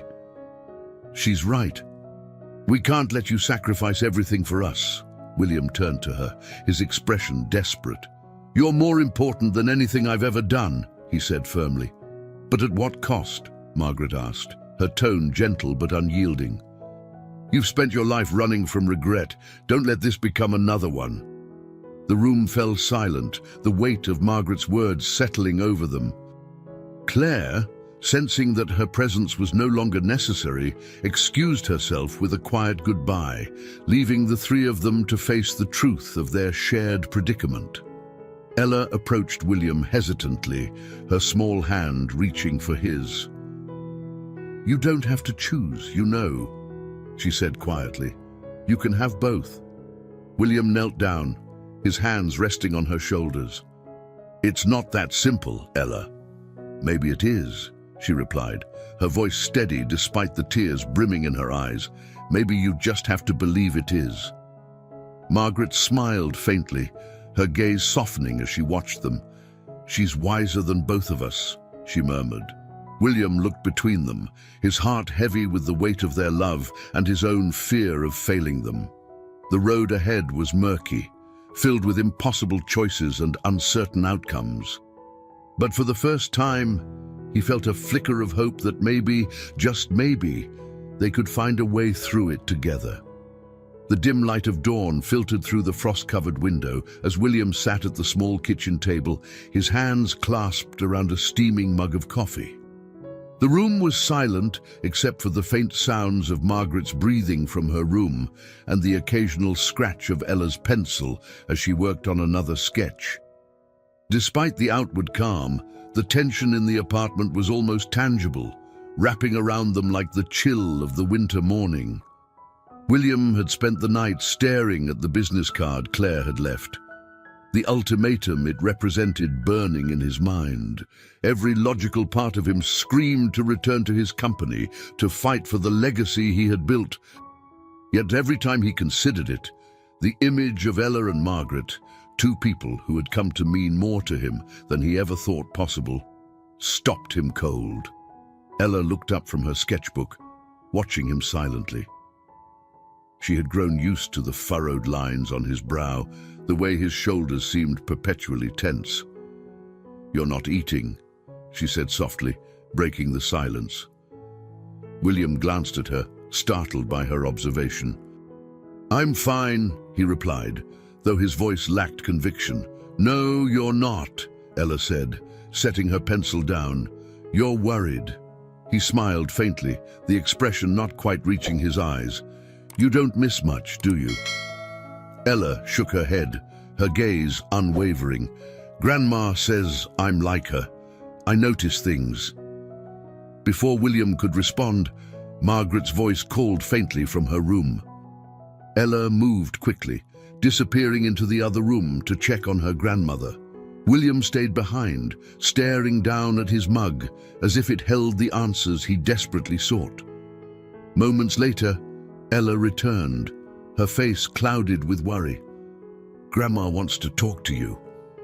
William stood immediately, his heart pounding as he entered Margaret's room. She looked more frail than ever, her skin pale against the pillow, but her eyes were sharp, filled with determination. "William," she began, her voice weak but steady, "sit down." He obeyed, pulling a chair closer to her bedside. "What is it, Margaret?" She reached out, her thin fingers brushing his hand. "You've been here every day, putting us first. But I see the cost. You're stretched too thin, and it's only a matter of time before something gives." "You and Ella are my priority," William said firmly, his voice thick with emotion. "Nothing else matters." Margaret shook her head, her lips curving into a faint smile. "That's not true, William. You matter too, and so does the life you've built." "I can't leave you," he said, his voice breaking. "Not now." Margaret squeezed his hand gently, her strength surprising him. "You're not leaving. You're doing what's necessary to take care of us. That's not the same as abandoning us." William looked away, the weight of her words pressing heavily on him. "I'm afraid if I go back, I'll lose everything here." "You won't," Margaret said softly, "because now you know what's truly important. That's something no board of directors can take from you." Ella, who had been lingering in the doorway, stepped into the room. "She's right," she said quietly. "You always tell me we don't have to do this alone. Maybe that's true for you too." William looked at both of them, his heart swelling with a mix of love and anguish. He knew they were right, but the fear of failing them, of repeating the mistakes of his past, clung to him like a shadow. That evening, after much discussion and encouragement from Margaret and Ella, William made a decision. He would attend the meeting, not to salvage his pride or fortune, but to ensure that his work could continue to support the life he was building with them. As the night wore on, the three of them sat together in the small living room, sharing quiet stories and memories. Margaret's laughter, though faint, filled the room like a balm, easing some of the tension that had lingered for days. Ella leaned against William's side, her small frame warm and steady, and for the first time in weeks, he felt a glimmer of hope. The following morning, William packed a small bag, preparing for the trip to the company's headquarters. Ella watched him carefully, her sharp eyes missing nothing. "You'll come back, right?" she asked, her voice soft but firm. William knelt in front of her, his hands resting on her shoulders. "Of course, I will," he said. "I promise." Margaret, propped up against her pillows, smiled faintly. "We'll be here waiting." As William stepped out into the cold morning air, his breath forming small clouds in the frosty air, he felt an odd sense of clarity.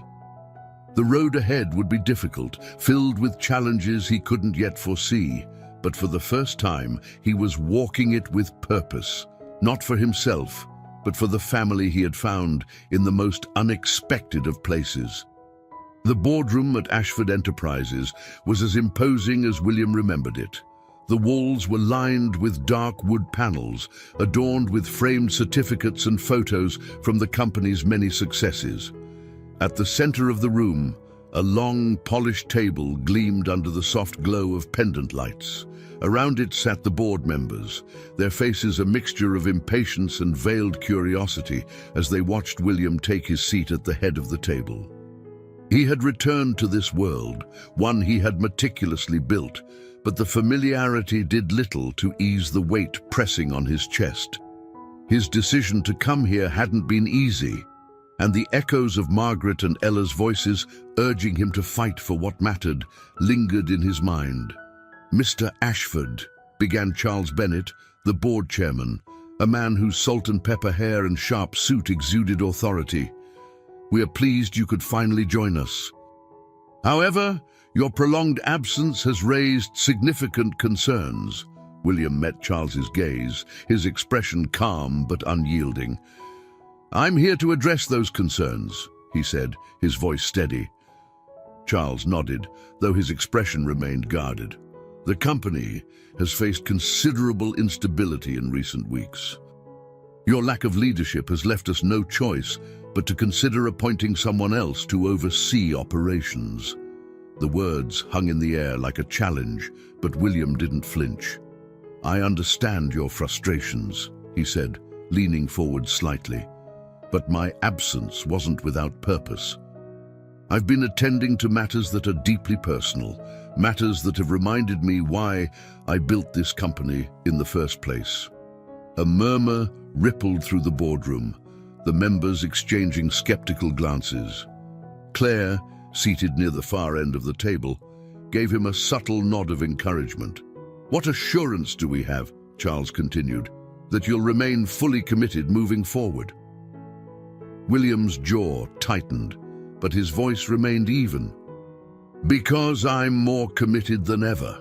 This company isn't just a business to me, it's a legacy, but legacies mean nothing if they're built on empty values." Another murmur followed, this one tinged with intrigue. William took a deep breath, his next words deliberate. "In my time away, I've realized that our success as a company should reflect more than just profits. It should reflect the impact we have on people's lives, our employees, our partners, and the communities we serve." Charles raised an eyebrow, his tone skeptical. "A noble sentiment, but sentiment doesn't pay dividends." "It does when it's done right," William countered. "Investing in our people, in sustainable practices, in long-term growth, that's what builds real value. That's what ensures this company thrives beyond any one person's tenure." The room fell silent, the weight of his words settling over the board.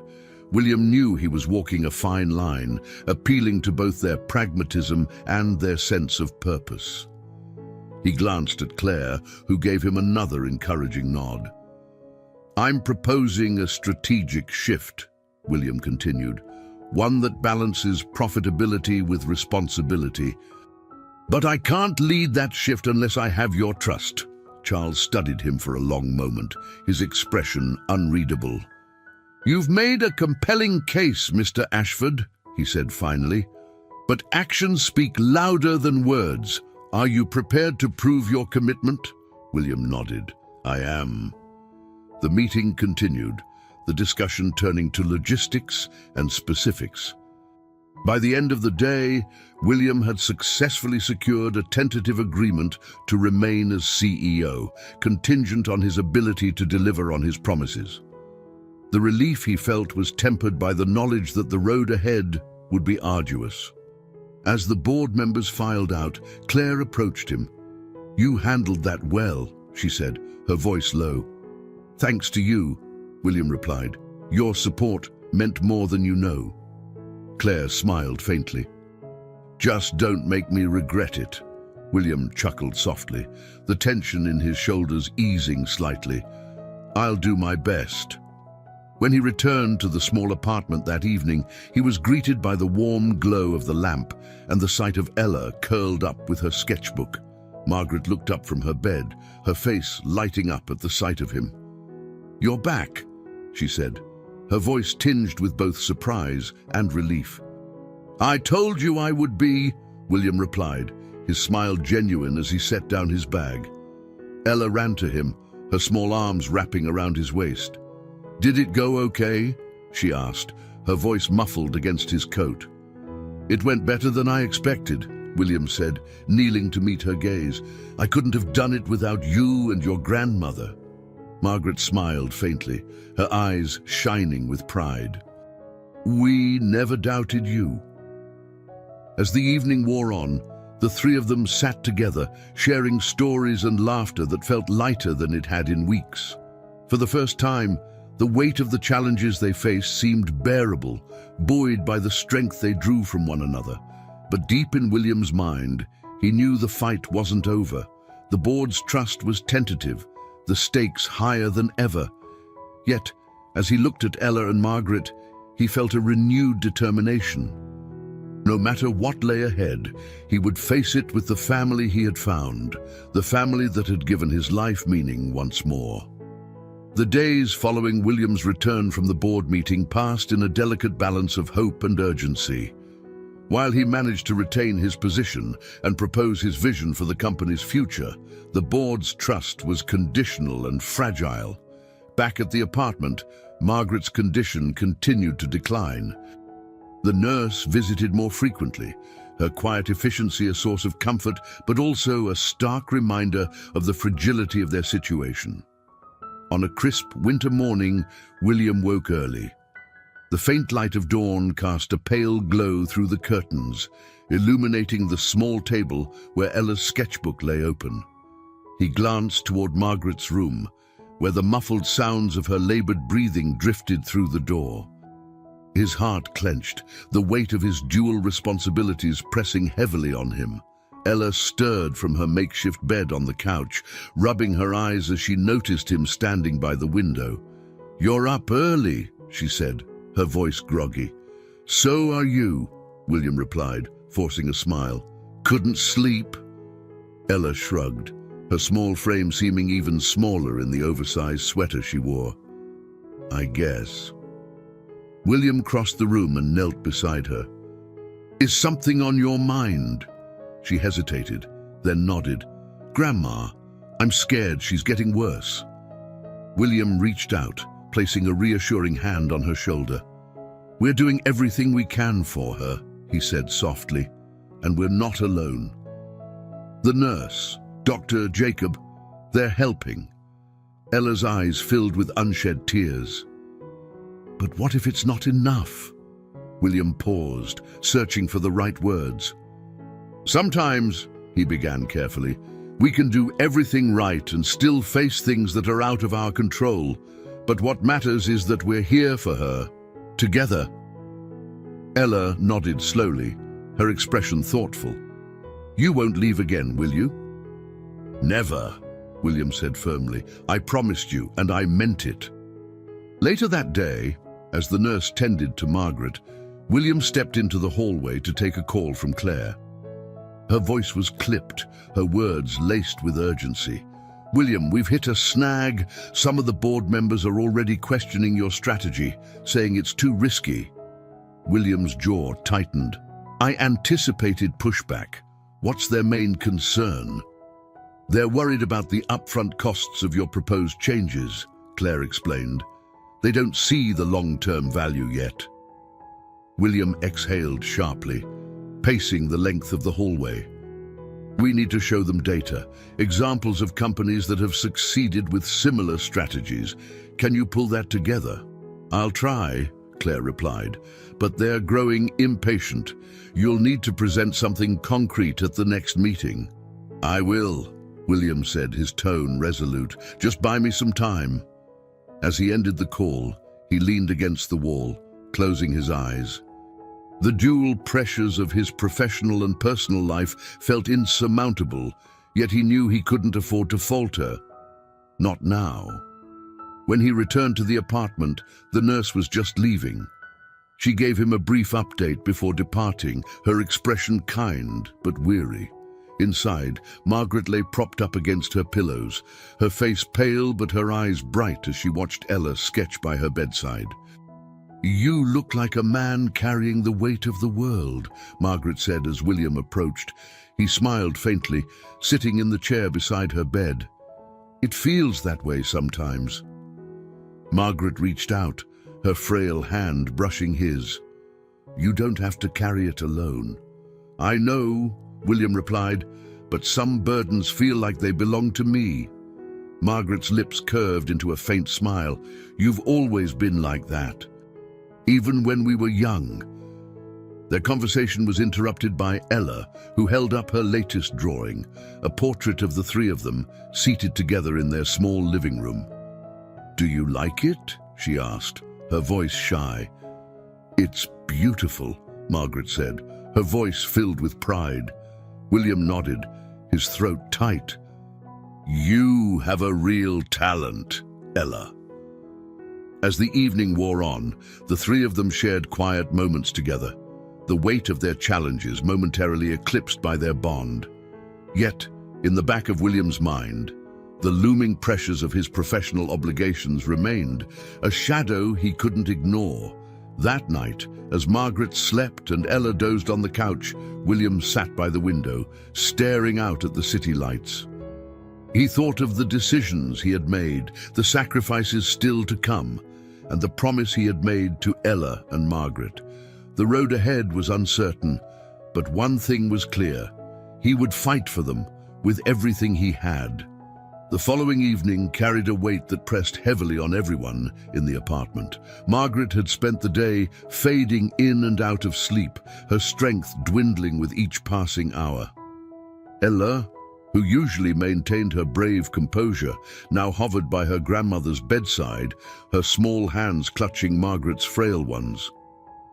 William paced the room silently, his phone vibrating with persistent calls from Claire and the board members. Each buzz was a reminder of the impending decisions he had to face. The nurse arrived later than usual, her calm demeanor offering a brief moment of reassurance. She checked Margaret's vitals, her face remaining professionally neutral but betraying a flicker of concern. William caught her expression and stepped into the hallway with her as Ella stayed by Margaret's side. "How is she?" he asked, his voice low. The nurse hesitated, then met his gaze. "She's stable for now, but her body is very weak. If her condition worsens, it may be difficult for her to recover." William swallowed hard, nodding as he processed her words. "Is there anything else we can do? Just keep her comfortable," the nurse said gently, "and stay close." He thanked her, watching as she gathered her things and left for the night. When he returned to the room, Ella was sitting cross-legged on the floor, her head resting against Margaret's bed.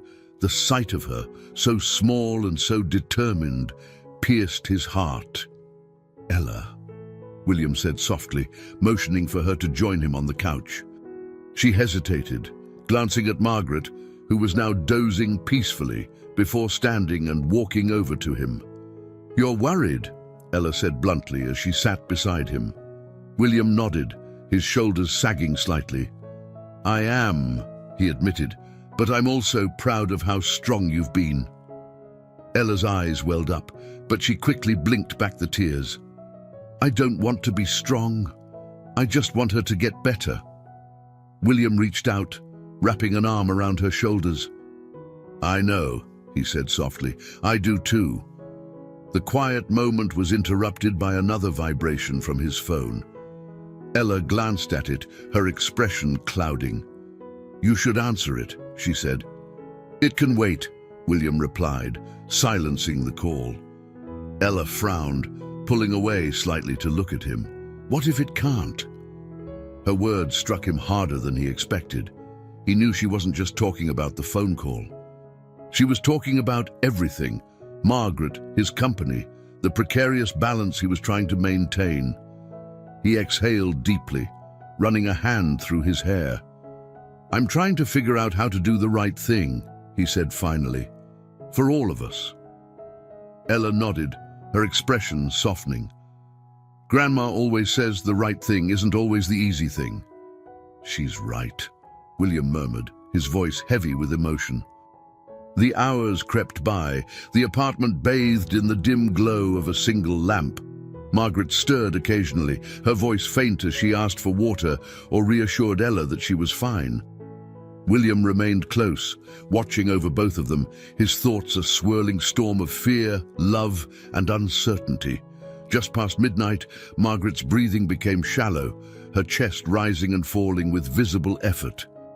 Ella, who had fallen asleep against William's side, woke with a start as Margaret called out softly, "William, Ella."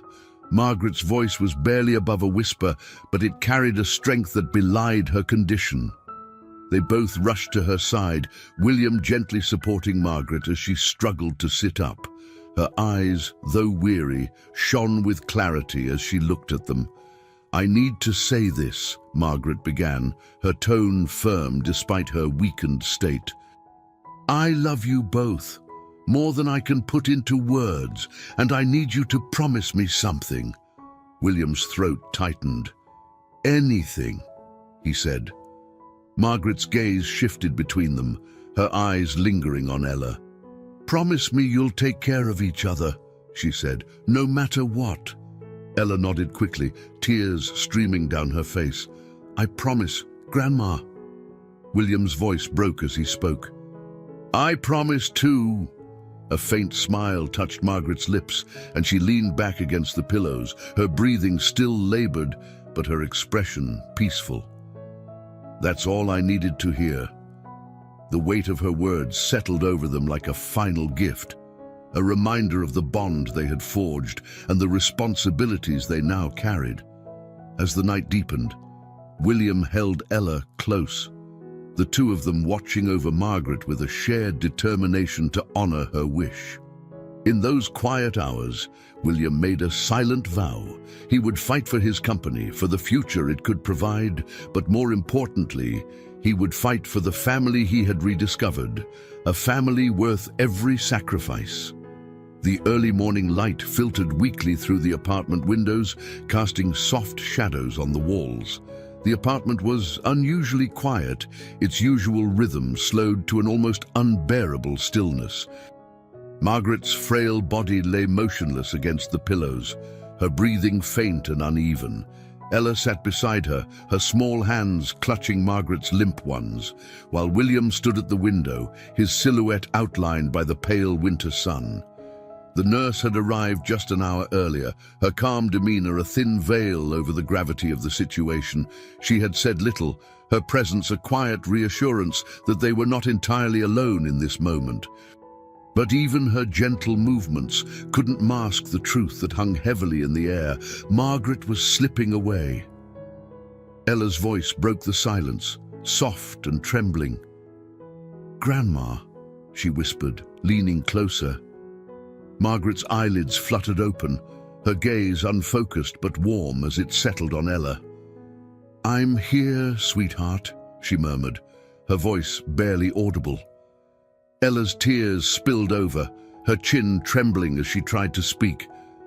"I don't want you to go." Margaret smiled faintly, her hand twitching slightly as if to squeeze Ella's. "I'll always be with you, my darling," she whispered, "in your heart." William turned from the window, his face lined with anguish as he moved to Margaret's side. He knelt beside the bed, taking her other hand in his. "Margaret," he began, his voice thick with emotion, "you've always been the strongest person I've known." Her lips curved into a faint smile. "You give me too much credit, William." "No," he said firmly, his voice trembling. "You've held this family together in ways I could never have imagined. I don't know how to do this without you."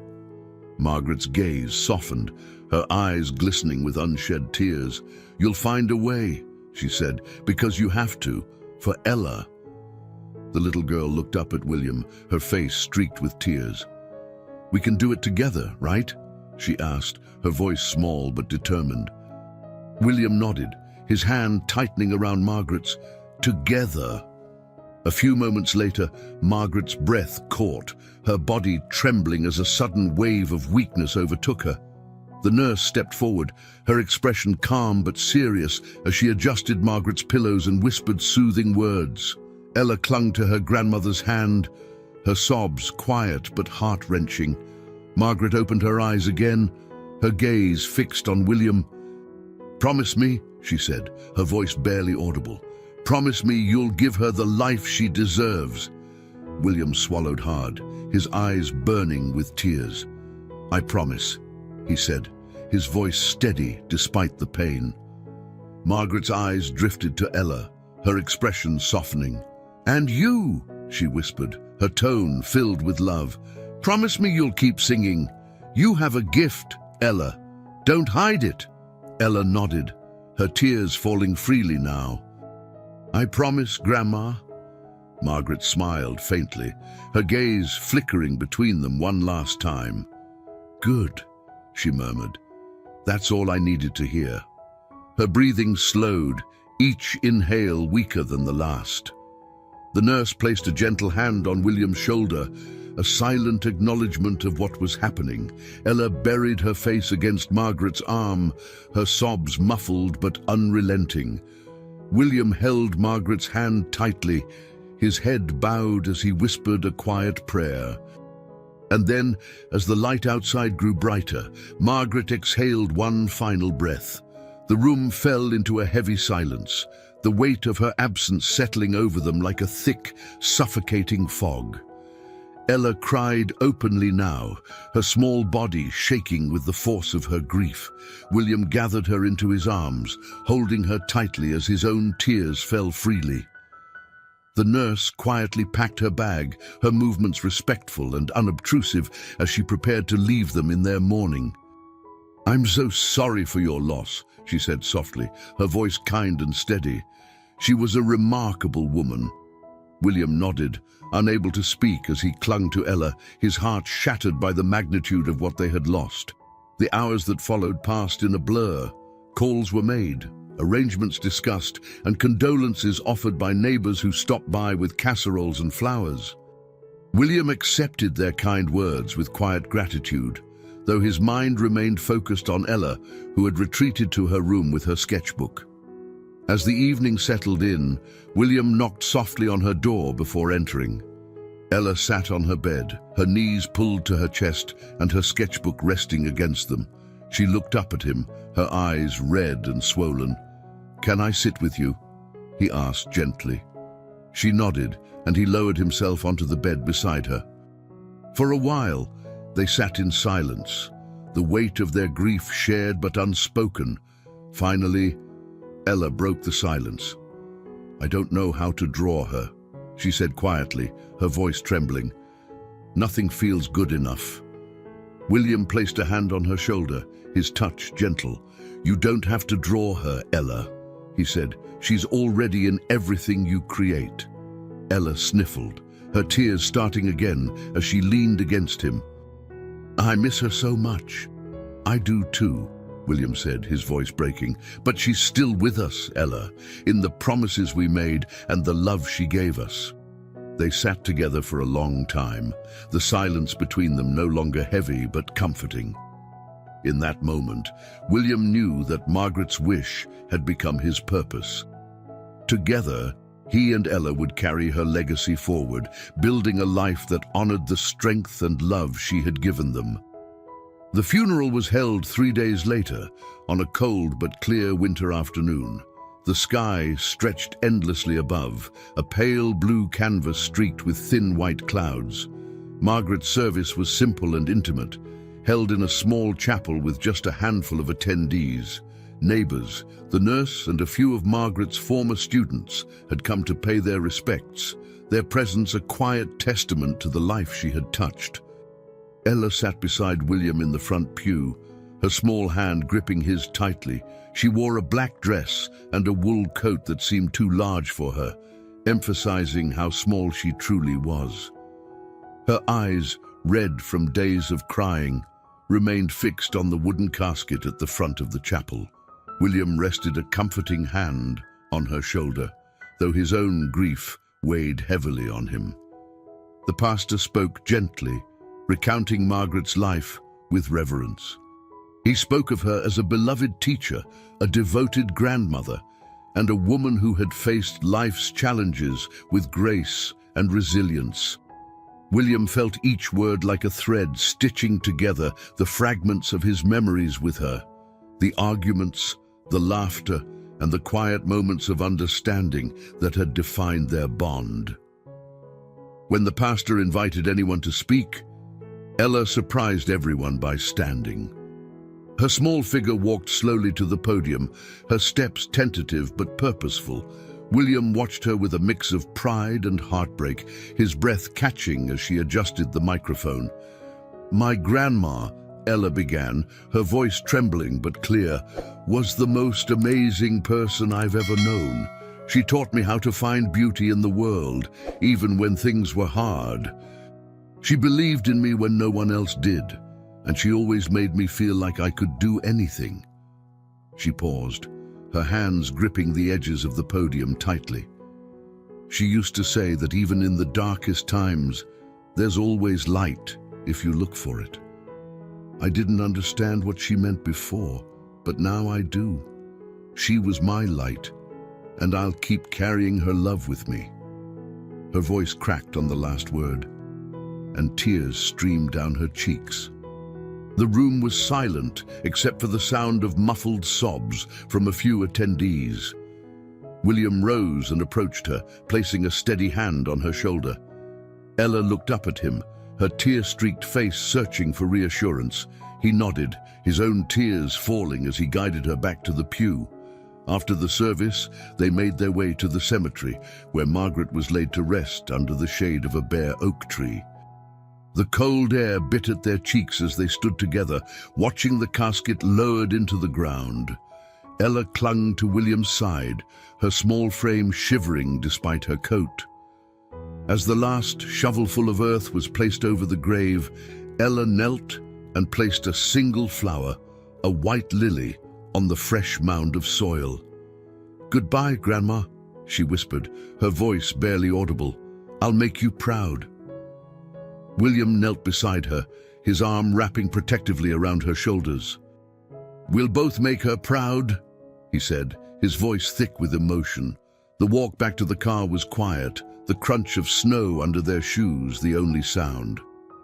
As they drove home, Ella stared out the window, her reflection etched against the frosted glass. William glanced at her occasionally, his heart aching for her and the pain she carried. That evening, the apartment felt emptier than ever. Margaret's absence was a void that seemed to echo in every corner. Ella sat at the table with her sketchbook, though her pencil moved slowly, as if the weight of her grief dulled her creativity. William busied himself with cleaning up, his movements mechanical as he tried to process his own emotions. After some time, he sat across from Ella, watching her draw in silence. "What are you working on?" he asked gently. Ella hesitated before turning the sketchbook toward him. It was a drawing of Margaret, her face radiant and surrounded by soft beams of light. In the corner, Ella had written the words, "Always my light." William's breath hitched as he took in the image. "It's beautiful," he said, his voice barely above a whisper. "She'd love it." Ella nodded, tears filling her eyes. "I miss her so much." "I do too," William said, reaching out to take her hand. "But she's still with us, Ella. In everything we do, in the promises we made." Ella wiped her eyes, her expression softening. "Do you think she'd be proud of us?" William smiled faintly, his heart aching with both loss and love. "I know she would be." As the night deepened, they sat together, their grief no longer isolating but shared. In the quiet of the apartment, a new resolve began to take root in William's heart. He thought of the life he had promised Margaret he would build for Ella, the legacy she had entrusted to him. It wouldn't be easy, but he would honor that promise with every decision he made moving forward. For now, they allowed themselves the space to mourn, the weight of their loss made lighter by the strength they found in each other. The road ahead was uncertain, but they would walk it together, carrying Margaret's light with them every step of the way. The days following the funeral were heavy with an almost suffocating silence. Winter's grip on the city deepened, the streets lined with patches of snow that refused to melt. Inside the small apartment, the absence of Margaret was palpable, her once vibrant presence now replaced by an aching void.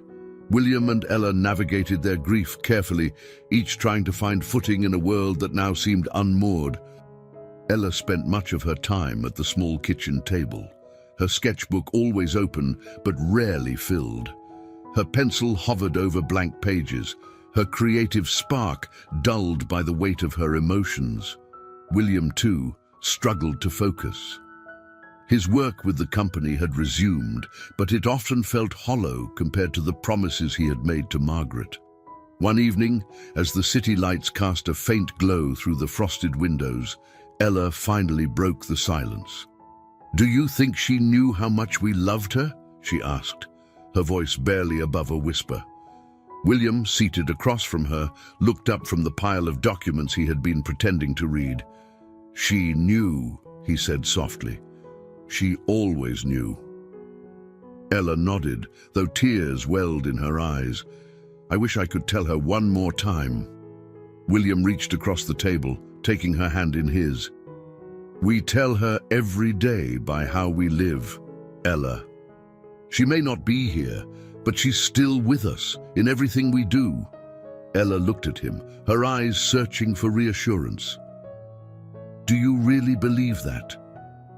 "I do," William said firmly, "because I see her in you, your strength, your kindness. And I feel her guiding me, reminding me of what's important." Ella's grip on his hand tightened, her small fingers trembling. "I miss her so much." "I know," William said, his voice thick with emotion. "I miss her too."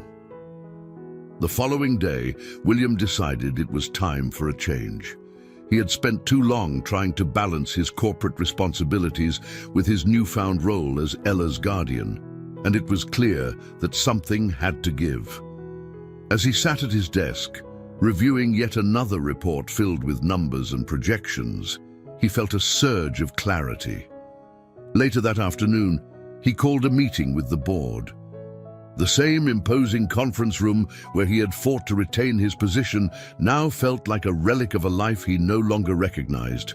The board members filed in, their expressions a mixture of curiosity and impatience. "Thank you all for coming," William began, his voice steady but firm. "I've spent the last few weeks reflecting on what truly matters, to me, to this company, and to the people we serve." The room fell silent, the air heavy with anticipation. "I've come to a decision," William continued. "Effective immediately, I will be stepping down as CEO of Ashford Enterprises." A ripple of shock passed through the room, followed by a flurry of murmurs. Charles Bennett, the chairman, leaned forward, his brow furrowed. "William, are you sure about this? The company needs your leadership." "The company will thrive," William replied confidently. "I've built a strong foundation, and I trust this team to carry it forward. But my priorities have changed. I made a promise to someone who taught me that success means nothing if it comes at the cost of what truly matters." Claire, seated near the end of the table, gave him a small, understanding nod. As the meeting concluded, William felt a weight lift from his shoulders. For the first time in years, he felt free, not from responsibility, but from the relentless pressure of chasing a legacy that had once consumed him. His legacy, he realized, wasn't in the numbers or the accolades. It was in the relationships he nurtured, the lives he impacted. That evening, William returned to the apartment with a renewed sense of purpose. He found Ella sitting on the couch, flipping through an old photo album Margaret had kept. She looked up as he entered, her expression curious. "How was your day?" she asked. "It was important," William said, sitting beside her. "I made a big decision today." Ella tilted her head, her brow furrowing. "What kind of decision?" "I stepped down from my job." William said simply. Her eyes widened. "You quit?" "I did," he replied, his tone gentle but firm. "Because I want to be here for you, Ella. I want to make sure you have everything you need, not just the basics, but a life filled with opportunities and love." Ella's eyes filled with tears, but this time they were tears of gratitude. She leaned into him, her small arms wrapping around his waist. "Thank you," she whispered. As the evening turned into night, William and Ella began to talk about their future, not in vague terms, but in real, tangible plans. They discussed Ella's dreams of becoming an artist, the kind of school she might attend, and the places they could visit together to inspire her work. For the first time since Margaret's passing, the apartment felt lighter, filled not with the weight of loss, but with the promise of new beginnings. William knew the road ahead would still be challenging, but he also knew they would face it together, carrying Margaret's memory as their guiding light. The cold grip of winter had begun to loosen its hold on the city, giving way to the first hints of spring. The snow that had blanketed the streets for months now melted into small rivulets, carrying away the last remnants of frost. The change outside mirrored the subtle transformations within the apartment. Though Margaret's absence was still deeply felt, the air seemed less heavy, imbued instead with quiet resilience. Ella had taken to spending her mornings by the window, sketching the awakening cityscape. Her pencil danced across the page with a newfound purpose, capturing the faint buds on the trees, the reflections of the sun on melting ice, and the small signs of life emerging from the cold. William often watched her from the kitchen, his heart swelling with pride and hope as he prepared breakfast. One morning, as the scent of coffee filled the air, William placed 2 plates of scrambled eggs and toast on the table. "Come eat, Ella," he called gently. She set her sketchbook aside and joined him, her movements lighter than they had been in weeks. As they ate, William noticed a small smile playing at the corners of her lips. "What's got you in such a good mood?" he asked. Ella shrugged, though her eyes sparkled with quiet excitement. "I was thinking about what Grandma used to say, about looking for the light even when it's hard to see. I think I finally get it." William's expression softened, and he reached across the table to squeeze her hand. "She'd be so proud of you," he said. "I know I am." They ate in comfortable silence, the kind that spoke of shared understanding and unspoken promises. After breakfast, Ella returned to her sketchbook while William settled into the armchair with a cup of coffee. His thoughts drifted to the days ahead and the life he was determined to build for them both. Later that afternoon, they ventured out to the park, something they hadn't done since Margaret's passing. The air was crisp but not biting, and the sun shone weakly through a blanket of thin clouds. Ella carried her sketchbook, her eyes darting around as she searched for inspiration. "Do you remember coming here with Grandma?" Ella asked as they strolled along the path. William nodded, his gaze distant. "I do. She loved it here.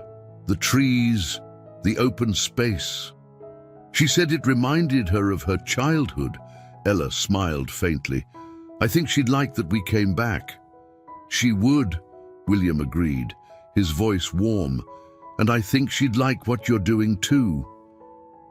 Ella stopped by a bench and sat down, opening her sketchbook to a blank page.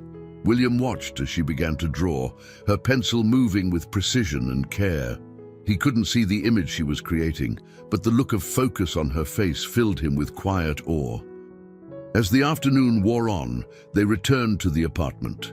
The walk back was quiet but not heavy. There was a sense of peace between them, a shared understanding that they were finding their way forward, step by step.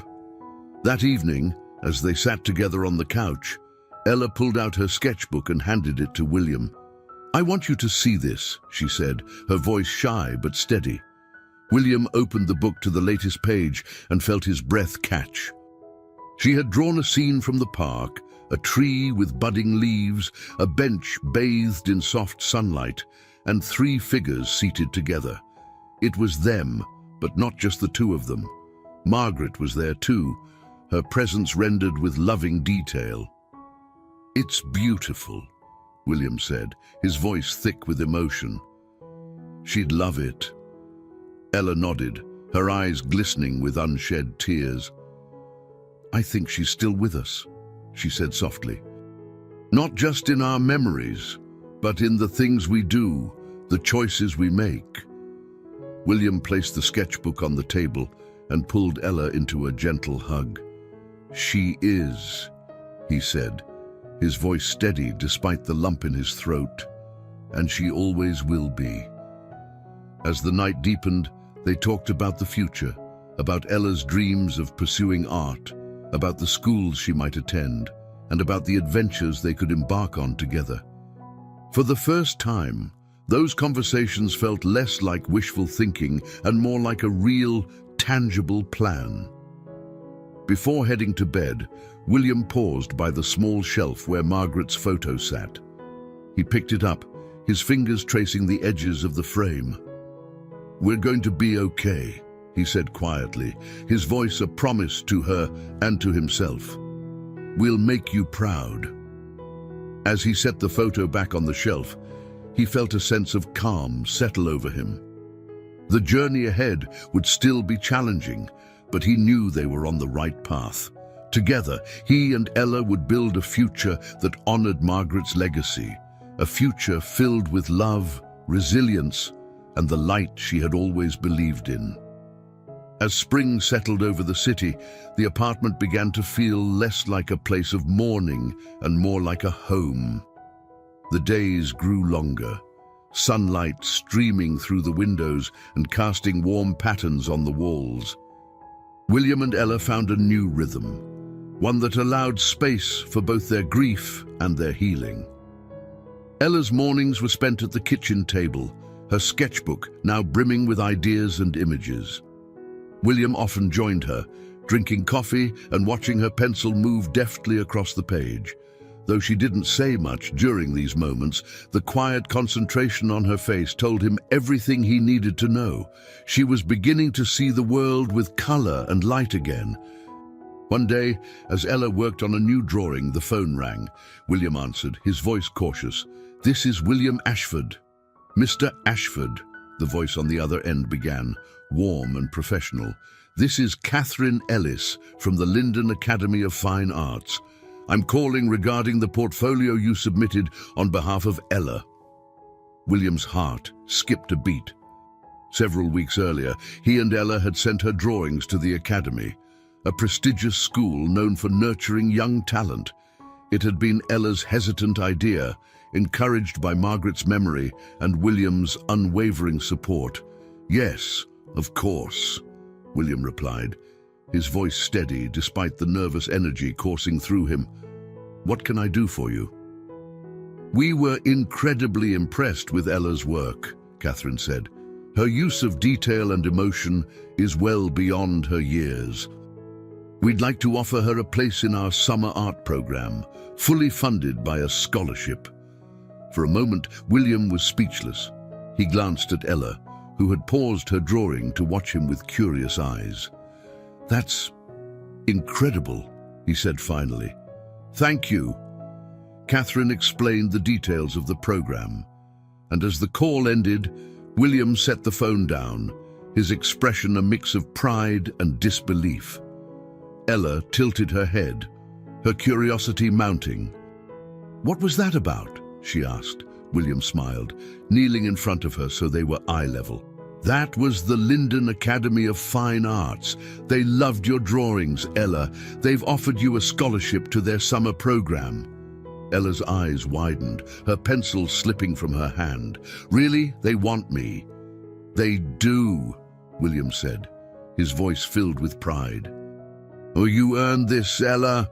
Her face lit up, a rare and genuine smile breaking through her usual guarded expression.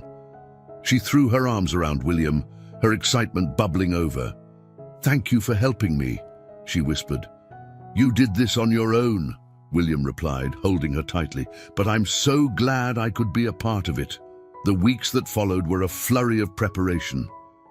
William helped Ella gather her supplies, filling the small apartment with new sketchpads, pencils, and paints. They visited the academy together for orientation, walking through its grand halls lined with student artwork. Ella's eyes sparkled with awe, her shyness replaced by a quiet determination. As the program began, Ella threw herself into her work, her confidence growing with each passing day. William often picked her up in the evenings, listening as she recounted her classes and the new techniques she was learning. Her excitement was contagious, filling their home with a renewed energy. One evening, after Ella had gone to bed, William sat by the window with a cup of tea. The apartment was quiet, but his thoughts were busy. He looked over at the shelf where Margaret's photo sat, her warm smile frozen in time. He reached for the frame, holding it carefully as he spoke aloud. "She's doing so well, Margaret," he said softly. "You'd be so proud of her. She's everything you always said she'd be. Kind, strong, and so talented." He set the photo back in its place, a small smile tugging at his lips. For the first time in what felt like forever, he felt a sense of peace. The promises he had made to Margaret were no longer burdens. They were the foundation of a new life, one filled with purpose and love. The summer days passed quickly, and soon Ella's art program was drawing to a close. William attended her final showcase, walking into the Academy's gallery with a mixture of pride and anticipation. The room was filled with parents, teachers, and students, each admiring the works on display. William found Ella standing near her piece, her hands clasped nervously in front of her. She had drawn a portrait of their small family, a scene of her, Margaret, and William sitting together in the apartment, the warmth and love between them captured with breathtaking detail. As William approached, Ella looked up at him, her face uncertain. "Do you think she'd like it?" she asked. William studied the drawing, his throat tightening as he took in the care and emotion in every stroke. "She'd love it," he said, his voice thick with emotion, "just like I do." Ella smiled, her confidence growing as other attendees began to admire her work. William stayed by her side, his heart swelling with pride as he watched her receive praise and encouragement. In that moment, he saw the future Margaret had dreamed of, a future filled with light, resilience, and the unbreakable bond of family. The golden hues of early autumn painted the city in a warm glow, the kind that softened edges and made even the harshest corners seem inviting. William and Ella's life had settled into a steady rhythm, one filled with quiet joys and moments of reflection. Their bond, forged through loss and resilience, had grown into something unshakable. One evening, as the first chill of fall crept into the air, William sat at the kitchen table, sorting through a box of Margaret's belongings. It had been sitting in the corner of their living room for months, untouched, as neither he nor Ella had felt ready to confront its contents. But tonight, something drew him to it, a quiet pull he couldn't ignore. Ella sat across from him, sketching as usual, though her eyes flicked to the box with curiosity. "What's in there?" she asked, her voice tentative. William looked up, his expression softening. "It's some of Margaret's things, letters, keepsakes, little pieces of her life." Ella set down her pencil, her curiosity outweighing her hesitance. "Can I help?" "Of course," William said, pushing the box toward her. Together, they began to sift through its contents. There were old photographs, faded with time, showing a younger Margaret with a radiant smile. There were concert programs and sheet music, a testament to her years as a music teacher. And then, near the bottom of the box, they found a bundle of letters tied with a pale blue ribbon. Ella picked them up carefully, her fingers tracing the delicate edges. "What are these?" she asked. William's breath caught as he recognized Margaret's handwriting on the envelopes. "They're letters," he said, his voice thick with emotion. "But I don't know to whom." Ella untied the ribbon and handed the first letter to William. He unfolded it gently, his hands trembling slightly as he began to read. "My dearest William," the letter began, "there are things I've wanted to tell you for so long, things I never had the courage to say aloud." William's eyes widened as he realized the letter was addressed to him. He read on, his voice faltering as he spoke the words aloud for Ella to hear. "I loved you more than I ever thought possible, but life had other plans for us. Even after all these years, I've never stopped thinking of you. I see you in Ella's eyes, in her resilience, in her kindness. She's a reflection of the best parts of you, and I hope you see that too." Tears welled in William's eyes as he finished the letter. Ella sat quietly, her expression a mixture of surprise and understanding. "She wrote these for you," she said softly. William nodded, his throat tight. "She must have written them over the years, but never gave them to me." Together, they read through the rest of the letters. Each one was a window into Margaret's heart, filled with reflections on their shared past, her hopes for Ella's future, and the love she carried for both of them. The letters were a bittersweet gift, bringing both comfort and sorrow as they uncovered the depth of Margaret's emotions. One letter stood out among the rest, written just weeks before her passing. "William," it read, "I've made peace with the life I've lived, but my greatest joy has been seeing you and Ella find each other. Take care of her, nurture her dreams, and know that in doing so, you're fulfilling a promise we made long ago, to always choose love, even when it's hard." When they finished reading, the room was silent except for the faint rustle of leaves outside the window. Ella looked up at William, her eyes glistening. "She really believed in us," she said. "She did," William replied, his voice steady despite the tears on his cheeks. "And we'll honor that belief, Ella, every day." The discovery of the letters brought a sense of closure they hadn't realized they needed. Margaret's words, preserved in ink and paper, became a guiding light for both of them. They placed the letters back in the box, tying the ribbon carefully before setting it on the shelf beside her photo. That night, as William tucked Ella into bed, she looked up at him with a thoughtful expression. "Do you think Grandma knew how much we loved her?" "I think she knew more than we could ever say," William replied, brushing a strand of hair from her face.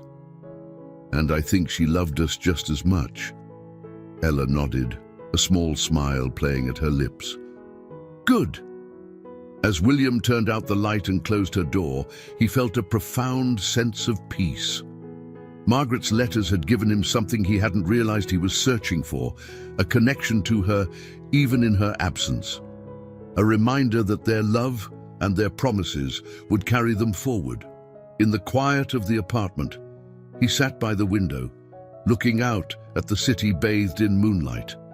He thought of Margaret, her laughter, her strength, and the quiet wisdom she had left behind. He thought of Ella, her resilience and her boundless potential.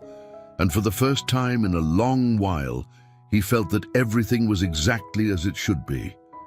The concert hall was alive with energy, its grand interior filled with the soft murmur of an eager audience. Rows of polished seats gleamed under the warm glow of chandeliers, and the air buzzed with quiet anticipation. William sat near the front, his hands resting on his knees as he glanced at the program in his lap. It was a moment he had imagined many times, though the reality of it felt almost surreal. Ella's name was printed neatly under the evening's lineup, listed as the final performance of the night, Ella Hartwell Ashford, a lullaby for Margaret. The words sent a pang through William's chest, both of pride and a bitter-sweet longing. He glanced at the photograph in his pocket, one of Margaret holding Ella as a baby, her face alight with joy. "This is for you," he whispered. The lights dimmed, and the hum of conversation faded. The evening's performances began, each one a testament to the talent nurtured within the academy. William clapped politely after each piece, though his focus remained fixed on the moment he knew was coming. Finally, the announcer's voice broke through the applause, introducing Ella with a reverence that made William's heart swell. "Our final performance tonight is a special piece, composed and performed by one of our youngest talents. Please welcome Ella Hartwell Ashford." The audience erupted into applause as Ella walked onto the stage. She wore a simple, elegant dress, her small figure dwarfed by the grandeur of the concert hall.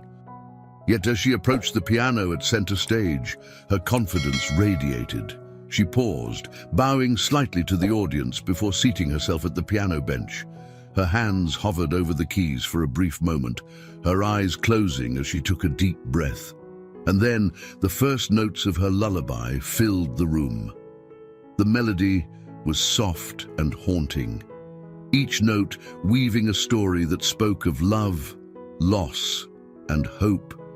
It was a song that captured Margaret's spirit, her warmth, her strength, and the light she had brought into their lives. William felt tears prick at his eyes as the music swelled, carrying him through memories both joyful and painful. As Ella played, the audience sat enraptured. Her small frame seemed to disappear into the music, her fingers moving effortlessly over the keys as if guided by something greater than herself. Each note resonated deeply, a bridge between the past and the present, between the pain of their loss and the promise of their future. When the final note lingered in the air, there was a moment of profound silence, as though the room itself was holding its breath. Then the applause erupted, a thunderous wave of appreciation that brought Ella to her feet. She bowed again, her face flushed but glowing with a quiet pride. William rose to his feet, clapping so hard his hands ached. He wasn't alone. The entire audience had given Ella a standing ovation. Tears streamed down his face, but he made no effort to hide them. He saw in Ella not just the child she had been, but the young woman she was becoming, resilient, talented, and filled with the love Margaret had poured into her. After the concert, William made his way backstage.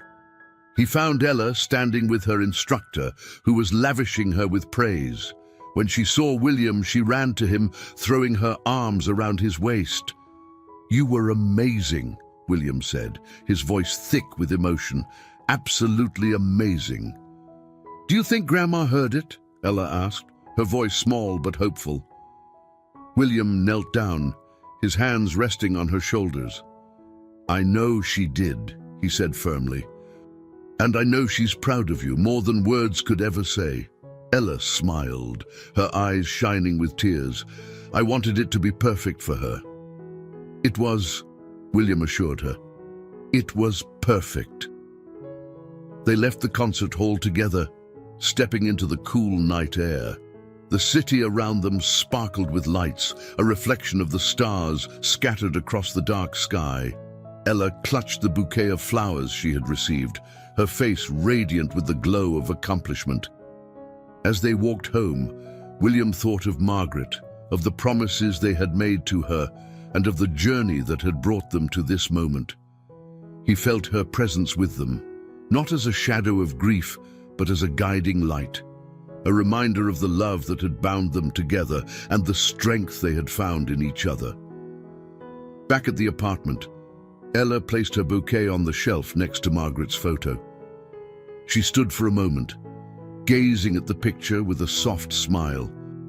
"I did it, Grandma," she whispered. "I hope you're proud." William watched from the doorway, his heart full. He stepped into the room, placing a hand on Ella's shoulder. "She's proud," he said, "and so am I." As the evening wound down, they sat together by the window, sharing stories and laughter. The pain of their loss remained, but it no longer defined them. Instead, it had become a part of the foundation they were building, a foundation of love, resilience, and hope. And as the city lights twinkled outside, William and Ella looked to the future, knowing that Margaret's light would guide them every step of the way. I hope you enjoyed today's story. Subscribe to the channel so you don't miss more stories like this. Leave a like and comment below what you thought of the story. See you in the next video.